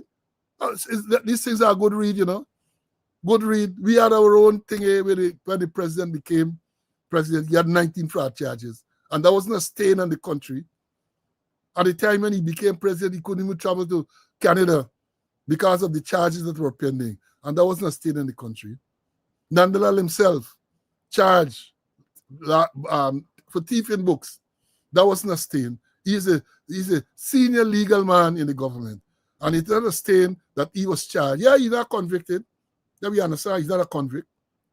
But Azudin Mohammed is not a convict either. And it have a stain. They got Kwame Mackay, he got convicted for assault and all sorts in parliament. Investigated, arrested and investigated Koti Kring murder. When the show shit from Freddie Kissoon, right? He was charged with that. And the magistrate, Judy Latchman, remarked in the court when she gave the decision that she's sure that Kwame Mackay gave the instructions, but based on certain technicalities, he wasn't convicted. They convicting Jason Abdullah. So Kwame Mackay and Sean Hines walk free. They got all of them. And them is not a stain. They got a man who's a minister arrested for raping a 13-year-old girl in West Demerara. Right? Arrested, put on bail, the girl killed herself. And I guess that because the victim was dead, then the matter dropped. They get all of them. And that is not stain. And Nandalal could come to talk about stain. Come to talk about stain. I mean, this thing again, Azul Mohammed, your allegations. You have Junior Bosch make allegations against the minister, against the president, and that is not stain. They investigated it, and that is not stain. But look, you know, as I said, today is the 22nd of December. CC trying to come back in the morning with lockout and so on. So we have all of these things. We have all of these things, and Itaki was stain. But you must read these things, man. Read these things. And let me move on while we await CC. I hope he gets back in. I've been encouraging you students to follow what is going on with the Venezuelan situation. Venezuela, US blockade. I think up to now it's 3 oil tankers. I think yesterday they had a big chase and all this everything. Oil tankers with the US claiming that these tankers are sanctioned and should not be doing any trade with Venezuela. The first one that was held was flying the Guyana flag. And the Guyanese authorities came out and said, well, it is not registered in Guyana. I read last night that the third one, because within 2 days they seized 2 more, or at least they attempted to seize the next one yesterday. That one they say was flying the Guyana flag as well. With all the corruption in Guyana, when you hear oil tankers flying Guyana flag, don't believe what they're saying, that maybe they're doing so unlawfully and illegally. Perhaps people get a stake in these things, right? Perhaps, maybe people have stake in these things. Not this to be taken at face value, right? Nothing is to be taken at face value. So you're going to follow these things, right? Because people are saying, there's a gentleman, I can't remember his name now, who reports out of Trinidad. And he has been giving update on all these things. And he's claiming that there's some military base, U.S. military base now in Tobago or somewhere. In other words, he's saying that the U.S. is preparing to attack Venezuela. They have said that the U.S. president indicated that they might go and interdict these drug pushers on land. I think now over the past couple of days, U.S. Well, not bomb, they fired missiles and destroyed 3 or 4, I think 3 in the Pacific. Y'all pay attention to what is going on. right? Pay attention, because I'm saying, right? I'm saying that any problem in Venezuela, any problem, especially any military intervention in Venezuela, we can feel the squeeze in Guyana. We are. When Maduro did threaten that anytime there is attack, he can target Guyana and he can target Trinidad. Let me see what's going to happen. And then if you're going further afield in the Caribbean, big fallout with Trinidad and other members at CARICOM. Big fallout. So you got to be aware of what is going on. Big fallout, because you might believe, oh, I am concerned. That ain't nothing to do with me, and so it got to do with everybody. All of us. All of us are going to be involved. All of us are going to be consumed. Not necessarily directly, but indirectly, right? So let me understand what's going on. Let me understand what is going on in and around us. Folks, I think CC still struggling to get back in. Let me see. I want to end this program. We have many other things I wanted to talk about. For example, there's a challenge to the constitutionality, I think, of the Cybercrime Act. We wanted to tell you something about that. The commissioner made a statement about integrity and talk about traffic rank stuff, integrity and discipline. And I said, well, look who's talking. Look who's talking, a man who confessed to taking $8.5 million in his office from Amir Ahmad to finance Bhutto's wedding. He talking about integrity and discipline. Look who is talking, right? So we have that to go through. We can continue to talk about the prosecution of the third lane offenders, because I maintain that anyone who challenges it ain't going no place. People have been convicted because they pleaded guilty, right? But if a person is to plead not guilty, I want to see how they're going to be able to get a successful prosecution. Not only the third lane, but the other speeding. Let me see how they're going to get a prosecution. Because they put the cart before the horse. They should have made sure that the legislation, the Motor Vehicle and Road Traffic Act, is amended to cater for this, but they did not do so. Nonetheless, them run out, and the big thing, all is enough talk. So the legislative part, the regulatory part is not in place. But then they jump out and they tell you, we charge so many people and all them type of thing. It's just bluster. And it is sad, because we have been saying, and I will continue to say, Guyana situation, the road is extremely, extremely dangerous. Very, very dangerous, and something needs to be done. But if this type of piecemeal measures that they're taking is not going to cause any improvement, not going to cause. So they implemented the third lane. And remember, I said, yes, you need enforcement, because I travel often on the East Coast. I'm not sure about the East Bank and all of that, but on the East Coast, between where the hotel Larry Souvenir, and to get maybe all the way to Better Hope. Madness in the mornings. You're traveling west. And in the afternoons, when you hit by Conversation Tree, all the way to Ogle, is madness there. Everybody to the third lane, the boring undertaking. And not only minibus drivers, I have car drivers as well. I saw the traffic chief making a statement about, and all that displayed so far are minibuses. And they put a picture and the bus number with the people beyond the line, and they're talking about drivers. How you know who the drivers are? How would you know who the drivers are? And as far as I remember, as far as I know, the law, unlike the United States, where once they catch you jumping a red light or anything like that, then the registered owner of the vehicle is liable. Not so in Guyana. Guyana has a different procedure. So if you want to make it in line with what happened in the US, change the law. Change the law. CC, let me bring in CC. I think he's there now, so I could bring him in. Right? CC, I see you back. So let me hear. I said we have a lot of other things to talk about, but I was saying to the students that given the fact that we're just away from Christmas. We're going to try to lighten up the thing for the next 15 minutes or so. Go ahead. Yeah, I don't know where you are or what you were saying, but just pull me in, just pull me. Let me say something. No, I was talking. I said we have a lot of things to talk about. I told them about the situation with Venezuela and the U.S., the blockade, and the oil tankers that are seized. We need to look at it. We need to be aware of what's going on.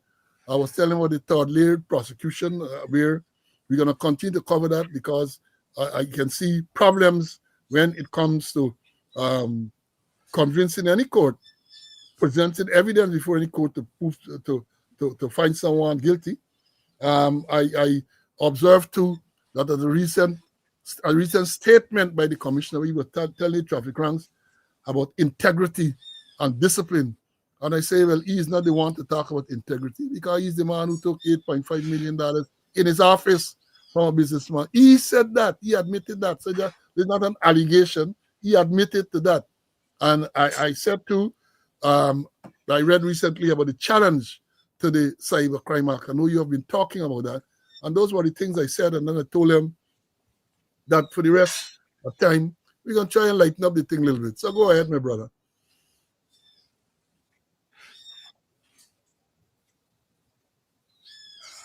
Now kind of lighten up, the Venezuelan issue. We need to always Christmas time. We need to keep it on focus because if the United States Venezuela and they'll have serious repercussions to Guyana. Look out for an exodus of Venezuelans into Guyana. Remember, I said it before, we have 270 miles of sea coast, 270 miles from the Atlantic straight into Guyana. They could touch anyway. They could touch on at Crabwood Creek. They could touch on at Molson Creek, the same place where they send the policeman who shook Azudine Mohammed at Morocco. They could touch down in Yom Sudan. They could touch on at Bar Settlement. They could touch on at Hope Town. They could touch on at Maiconi. They could touch on Georgetown, East Coast, anyway, that they 270 miles of sea coast just come there. And then on the other hand, they could move across when I move into Guyana, the Cayuni, Mazaruni, Putaro, Rupununi, come through the Burima mouth and other areas that we need to look seriously in terms of what could happen where we have an exodus of illegal migrants and look at it in case they hit Venezuela by land. We going by sea all the time, and the possibility is, based on what they're doing in Trinidad, that they could hit by land. I know what our intelligence doing. I know what our intelligence committee is doing. I don't know what the special branch is doing. I don't know what the army intelligence is doing. And the big one, NISA, I know what NISA is doing. That in these times we gotta look at what we call with dime diplomacy. I don't know if we're doing quiet diplomacy. The intelligence, the military, and our economy, that we need to look at what is likely to happen where we have an exodus of Venezuelans, and then we're going to take them because we're part of the International Organization of Migration. We take the people money already to facilitate migrants in the Northwest, that they will flood the Northwest. They flood all over the place. Right now, they're going to let them. So the thing is that we need to be careful and we need to be constantly thinking, what if the United States hit Venezuela by land, and it's likely to happen that the exodus, the avalanche of Venezuelans into Guyana, that we can't handle, that they overrun, that they take. take care that our hospital can't take them, our schools can't take them, our police force can't deal with them. And that is something that I think we very, very quiet. I ain't hearing anything about it. I listened to part of the president's speech. He ain't saying nothing about it. But we need to forecast what if Venezuelan is hit by land and we have this exodus into Guyana. Yeah, Khalid, you got the sad thing is, as I've said, they're even telling you anything about it. Well, what the plan is, they're not trying to reassure the population that they are on top of it. They are on top. So it's cause of concern. It is cause for serious, serious concern. And coming back to the point that I made earlier about the stain that Nandalal said, that having Azzuddin Mohammed as the leader of the opposition will be a stain on the parliament. Let me remind Nandalal, I get the tape, so in case you want to dispute. Remember the tape with you and Kaicho News, where you admitted that you take money from you take government money for do something, and you pay back the effing money and all that. You get the tape. I have the evidence, at least you saying that. And that was long before the days of AI and all that thing, right? You said, and you're organizing sex to your uncle or somebody, and you might want to lash the thing. And I said, and then the Caribbean Court of Justice, the CCJ, the highest legal body in Guyana, the Apex Court, chided you for breach of confidentiality. And that is not a stain on Guyana Parliament and history. That is not a stain. I get nothing more for play, but let me ease up on this thing, man. I didn't intend to go on for so long on these depressing stories. But it's important that these people we call out. Now, the first thing I want to say, somebody commented earlier, they want to know how they can make a contribution to this program. The numbers are there. If you have access to Zelle or Cash App, the number is there, 718-387-179. And if you in Guyana, you want to contribute via MMG, the number is there, 613-8856. So if you want to make a contribution, you can do that. And again, I want to thank all those who have made contributions to the program. Now, Christmas, buddy, let me tell you something, By now, I told you, Friday, I said that you ought to have set your garlic pork around the weekend, right? Other than that, you're going to get 4-stripe garlic pork. Somebody tell me one of the students said, Skipper, I never heard about that 4-stripe garlic pork. Yes, they have 4-stripe garlic pork when they wait a day or two before, and I hear they put a lot of lime and a lot of things. It don't taste the same. It don't taste the same, 4-stripe garlic pork. So I hope by now you would have set your garlic pork or your garlic beef or your garlic mutton and all this everything. You're wrong pepper pot time. This is the wrong time you got to start making a pepper pot. Because I know they said it's stale this pepper pot, the sweeter it is. And let me remind you what is pepper pot. Pepper pot, got to get a little beef. You got to get, some people put cow-heel, or the Jamaican friend that said cow foot. You got to get oxtail, right? You got to get trotters. Trotters is pig feet. Some people say they put cow face to thicken the thing. And you got to get pork. You got to get Arnold in it. As my friend would say, any pepper pot without Arnold is beef stew, right? Toffee say any pepper pot that then get pork inside, got to rename it beef stew. I know some people don't eat the swine. They say, I think, they don't eat the sweetest meat. They say, kind of thing. But you got to get, I see, Raymond said no pork for you. Well, then go ahead with the beef stew, man. Go ahead with your beef stew. But don't ever call it pepper pot. If you're eating pork and you do something with calf rib and so on, don't call it pepper pot. Don't call it that beef stew, black stew, right? If it then get Arnold inside, it's black stew.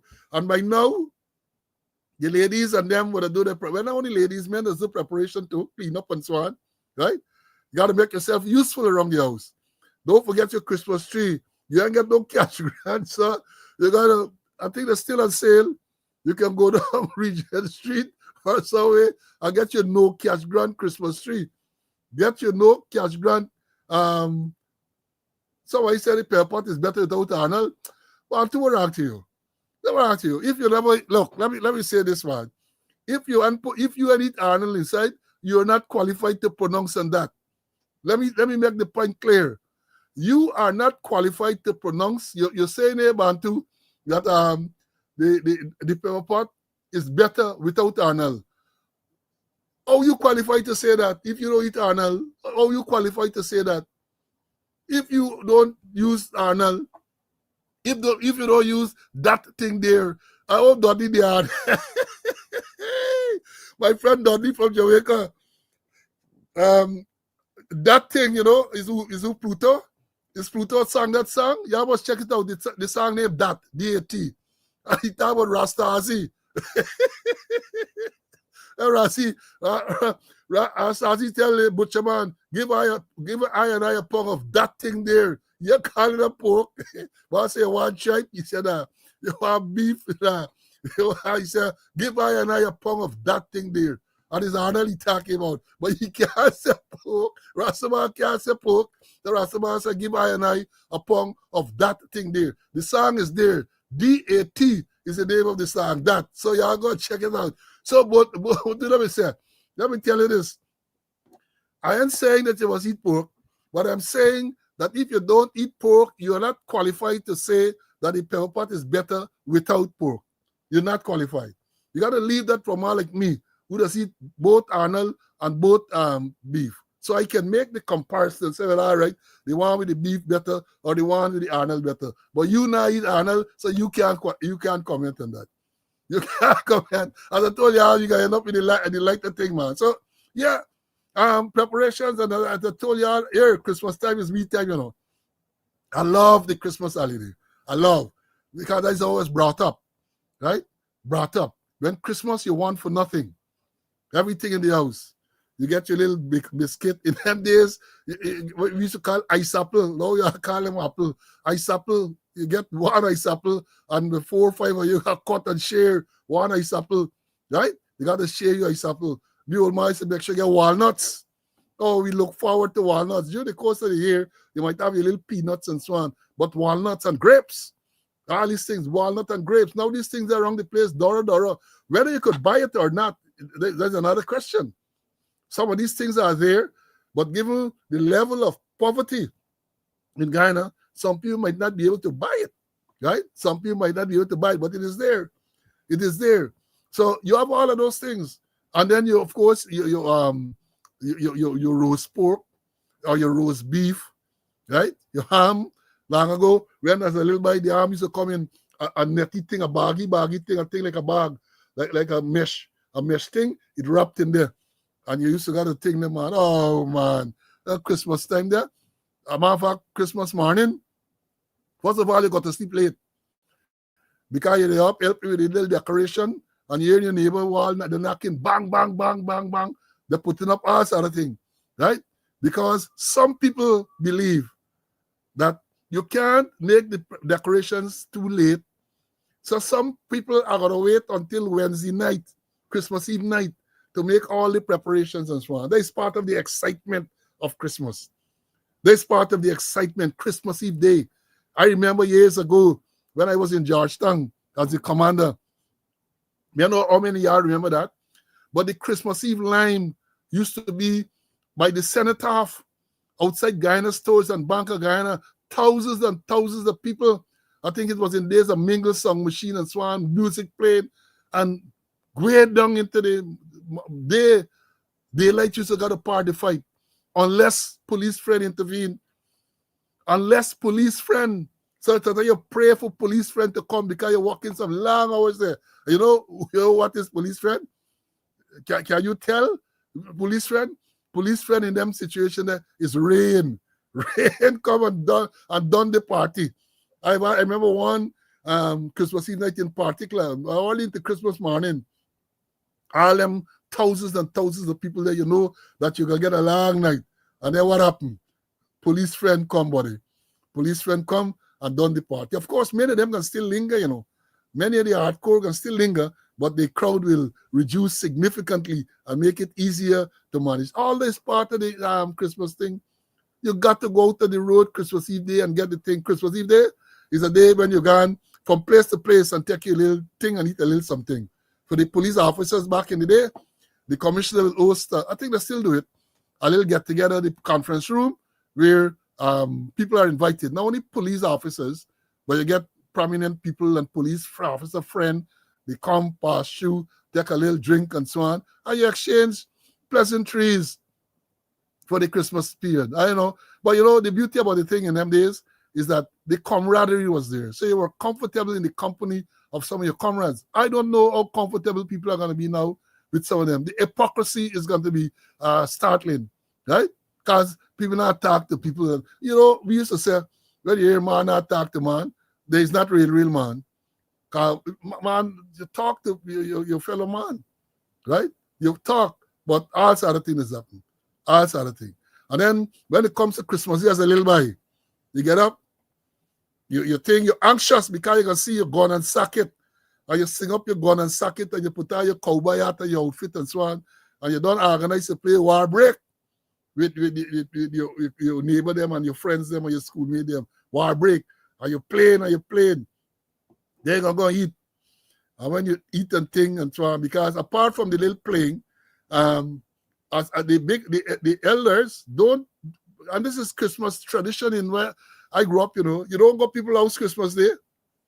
You stay in your own homes Christmas Day, right? But Boxing Day, the day after Christmas Day, is the day when you go from place to place. And I always maintain that. I used to say, hey, you not invite people by you on Boxing Day, but you make preparations. So anybody who wants to stop in, you have you have preparations, but you not extend invitation for people to come by you on Boxing Day. Boxing Day is the day when you just pop in, and you got to understand the protocol. You stop in, you take a little drink, you eat a piece of ham or something, and then you got to move on. You can't sit down and put down anchor. you can't put down anchor there for the people that all day just pass you, take a drink and say Merry Christmas and all this type of thing, and then you move on, man. But some of them when they come and they see some fancy liquor and so on, oh God, they want to move. They want to move. They don't want to move. They sit down there. They drop anchor. They not move. And then they don't entertain either. Right? They don't ever entertain, but they're passing. But that is the spirit of the Christmas. It's about the spirit of Christmas. Let me bring in CC for him to perhaps reminisce on what Christmas Eve day and the Christmas season was like for him. Go ahead, my brother. Not really reminisce, but my wife made pepper pot last night. And I woke up early this morning. So let me take a little taste. And it had the full pork and all the works. And I took a little taste and it opened me appetite. And I felt a big lash on it. And in the process, my three grandchildren from downstairs came upstairs. Said, Grandfather, let me get some. And while they participating, their mother come now and the thing there, And we all felt a big dent in that pepper pot. And I tell you, I said, like you got to make more pepper pot because your son is going to come maybe tomorrow or this afternoon. And when he comes, he got to carry away. So the pepper pot is the important thing. And like you, Paul, yes, we used to, Christmas Eve day, we got to stay home. We get we gun and we caps and we sockets and all kind of thing there. But Boxing Day, you go to other people or people will come. But Christmas Day is a day we used to stay home, and Boxing Day is a day, and with the whole assortment of drinks and local drinks. You used to get local wine, jamun wine, and all kind of thing. So it was a time to enjoy ourselves, and I intend to enjoy myself and try to put some more lash on that pepper pot that the lady make last night. And she may very well got to make some more before the Christmas because it look like it gone done before Christmas Day. you you bend up the pepper pot before Christmas, man. That, you take a taste like a squaddy of mine, man. You hear the story? I got a squaddy. Lado and them, you know it too. I can call it Henry. Henry was a lash man. So we had a sport at the TSU the back there by the billiards table. And the man said, when anybody bring black pudding, the man say you don't eat, you don't like the black pudding, you only like the ends of the black pudding. So everybody said, Chief, come in and cut. Come in and cut. The man go in the barrier there when he cut. He put cut one side and cut one side. No middle and left, man. This is the thing. No middle. You only like ends, but the end is a long line. So you bend up the pepper pot before Christmas. Well, that's the thing. So I am going to start mine this afternoon.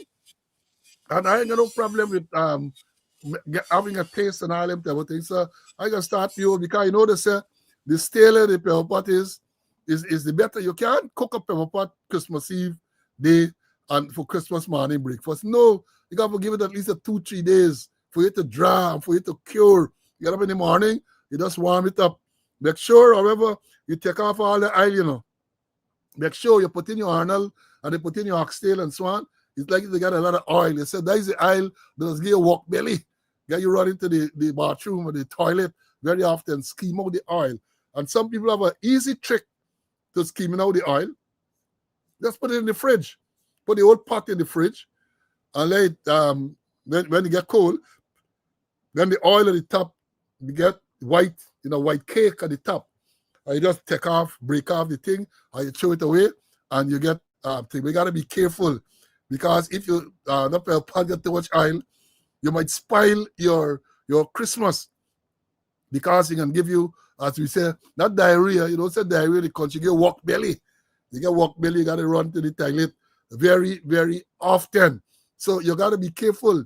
When you eat, you drink, you got to do all those things in moderation.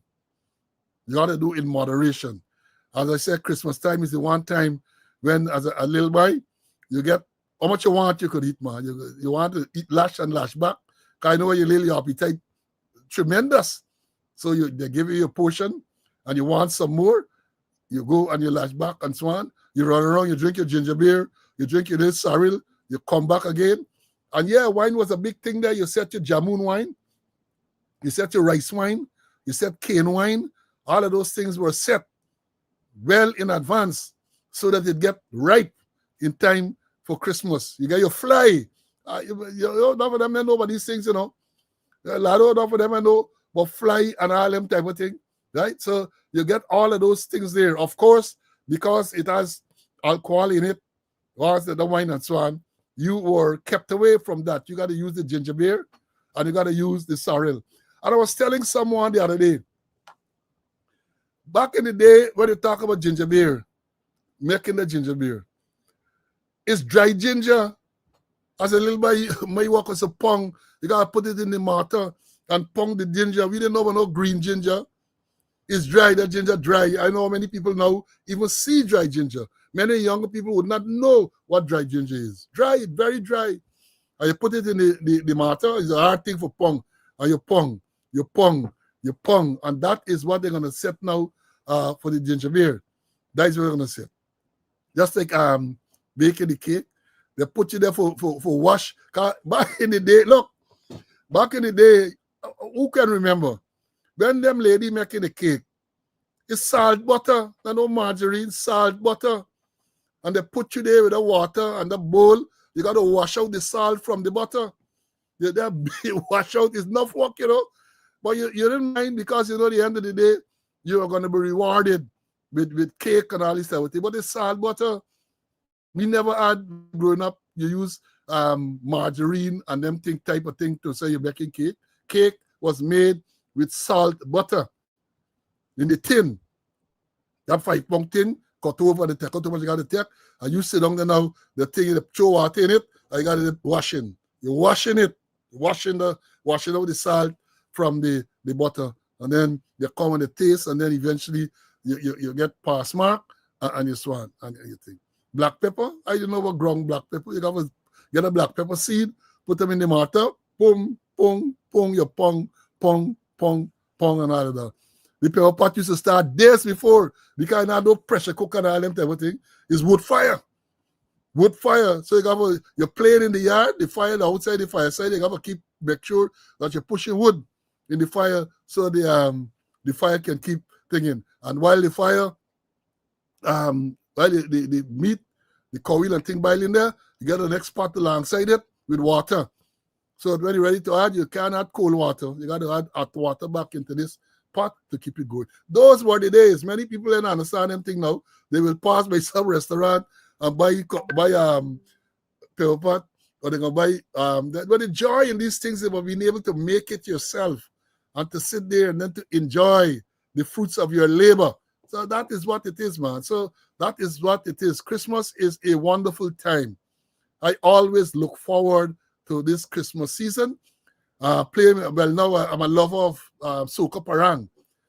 Listen to me parang, and you do the little walk and so on. I help around the house. I do help around the house, not only at Christmas time, all the time. So you men out there, I'm encouraging you to do likewise. Lado, Charles, I make sure y'all help out the lady around. If you can't cook, at least you can wash wares. If you can't wash wares, you can sweep or vacuum house. Make yourself useful, man. Don't just sit down to eat. I hope that I show that CC. This why he tastes the pepper pot already, and he bent up the pepper pot. I hope he's assisting in other areas. I hope he is assisting in other areas. Folks, we've had a long morning, and let me say this. I'm never bringing CC for his closing remarks, and then we're going to tell you about the way forward. CC, I hope you're helping out cleaning the house and so on, man. Well, I know from long, if you can't cook, and I can cook too, you wash ways, you sweep out, you forget make yourself useful about the place, And I don't have to be asked. I myself start a countryman. I could do a little of everything. So I keep myself busy. I keep myself useful. Not only at Christmas time, all the time, ball. Let me tell you this, when we used to put numbers to these things, to the activities. Number 1, number 2, number 3, number 4. Now, number 1, as a buy is when you sub in for makeup cook. So number 1, you're subbing for makeup cook. Number 2, you're preparing. Up to number 5. Number 2, you're preparing. Number 3 is your actual cooking. Number 4 is the eating. And number 5 is the washing up wares. So them boys just tell you, if you don't number 1 and number 2 or number 3, you can't number 4. In other words, you can't eat. Right? So they just tell you, if you don't number 1, if you're sub, if you don't come up, can't eat. Or like Happy Young told a man at the bar at the TSU one day, them boys used to come. They never used to say anything, You just gravitate to the back of the TSU bar area. It was the billiard table. Somebody gonna take out $1 and put it down. And you know what I meant? That meant that people were subbing to buy something. So everybody will come and put $1, and then eventually you get your money, you buy your little liquor, and you sit down and you drink, and so on. There was a certain man. He's deceased now. We're not calling him. He must get family and so on. He was a gaff man, TSU. He never used to sub, not put no money, but then they're wrong. And when the drinks come, he find himself pick up glass and so on. Happy Young sizey up a day. And then Happy Young sizey good. Show he drink. When you come up, sir, Happy Young hold your hand. Happy Young say you will come up to the aim, but you will not fire. Put the glass down back. TSU, Happy say you will come up to the aim. Come up, sir. Hold on for the hand. But you will not fire. Never put down back the liquor. And then on Friday I was reminded of another TSU thing. And this policemen got to understand these things, That is what I tell you. You're in the interior, right? You're in the interior. Back in the day, you got radio. So you're going to tune in for your death announcement. This is one thing you must listen to, death announcement. And Daco Cummins, 5798 Cummins, used to tell you, young police, say if you're there in the bush and you hear somebody dead for your death announcement, listen carefully. They said, when they announced that funeral awaiting your arrival, he said, do not travel. Listen to this carefully. I will tell you. Listen to the death announcement. And when you hear them announce, call your name, John Jones, Constable so and somebody dead. Funeral awaiting your arrival. That was said, do not travel. Continue to listen. And then when you hear the arrangements have been made, when the funeral will take place, then you must travel. He said, because when you hear funeral awaiting your arrival, they're waiting for you to come for help to bury the dead. So don't go. He said, don't go. Stay in the interior. Listen to the radio. And when they make the arrangement, they're going to tell you, say, funeral will take place and so. So they said, that is the time that you must travel. That is the time. So there's a, as I said, we got to lighten up this thing as we move in to, which is, let me tell you now, today is our last day before Christmas. We're not going to have any program on Wednesday, which is Christmas Eve day. We have a lot to do. As I told you, we got to assist the ladies around, make sure that and I know you two have a lot to do. I know that we don't want to burden you with having to come to class. So what we do is that we're going to come, I think it's the day after Boxing Day is Friday, right? So yeah, we got God's Spray Life. We're going to come then. But for now, there's going to be no program on Wednesday. Christmas Eve day, give you students the opportunity to go around the place, open house and lime, go your late shopping, and all of that. That is what we are going to allow you to do. So, but we're going to try to make it here on Friday, which is Boxing Day. We're going to try to come on Friday, God's Spray Life, and to bring you another episode of Speaking Out, Exposing Corruption and Incompetence.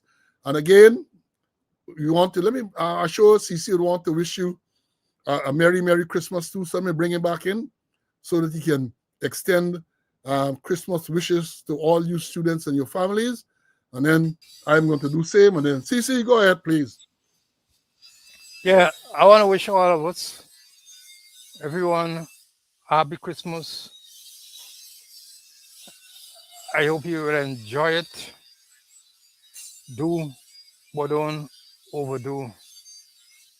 Enjoy the Christmas in God's name. Yeah, folks. So, Merry Christmas to one and all. Merry Christmas to you. Again, as CC said, do, but don't overdo. And, this is that time of the year. Make sure that you have something, your children. And let me tell you this has always been my motto. It's not only what you have, but look out for your neighbors. Look out for your friends. Look out for your family. Some of them might not have the means to do certain things. Look out. Christmas is a time for children. So if you can buy a little toy, if you can't buy the toy, if you can provide them with some cookie or something like that, look out for the children, man. Look out for the children. I can't leave without paying you all this little let me see if I could find it. Right? We got the 8 days of Christmas. Remember, I played it on the last occasion for those of you who miss it. 8 days of Christmas. Here we go. On the first day of Christmas, air finale, promise we a beautiful Christmas for the country. On the second day of Christmas, air finale, set to we no cash grant, a beautiful Christmas for the country. On the third day of Christmas, air finale, gift to we a 3-hour speech. No cash grant, a beautiful Christmas for the country. On the fourth day of Christmas, GPL said to we, you're gonna get enough blackout. A 3-hour speech. No cash grant, a beautiful Christmas for the country. On the fifth day of Christmas, GRA promise we Mohammed's Lamborghini. You're gonna get enough blackout at 3-hour speech. No crash, got a beautiful Christmas for the country. On the sixth day of Christmas, Mohammed said to we, critics go the rolling Mohammed's Lamborghini. You're gonna get enough black out of 3 hour speech, no crash. Got a beautiful Christmas for the country. On the 7th day of Christmas, guy will give to we muddy water through we pipes. Critics go be rolling Mohammed's Lamborghini.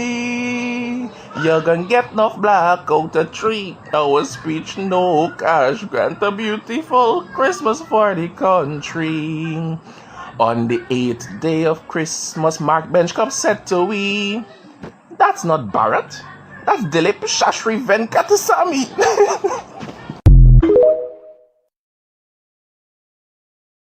8th day of Christmas. 8th day of Christmas.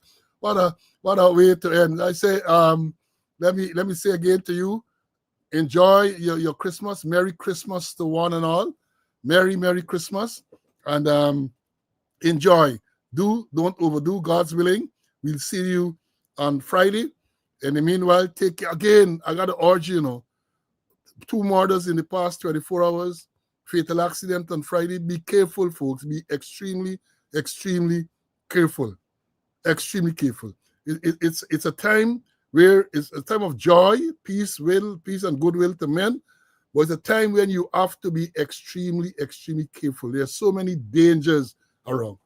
So have a merry Christmas. Eat, drink, do not overdo. Again, special warning to those of you who are driving, don't drink and drive. Don't drink and drive. Be safe. We want to make sure that when we come on after Christmas, that we are all here and that we can report that we have had an incident-free Christmas and that we did enjoy the Christmas holiday, because we know we get a New Year coming up. So until we meet again on Friday, God's willing, be safe, take care, bye.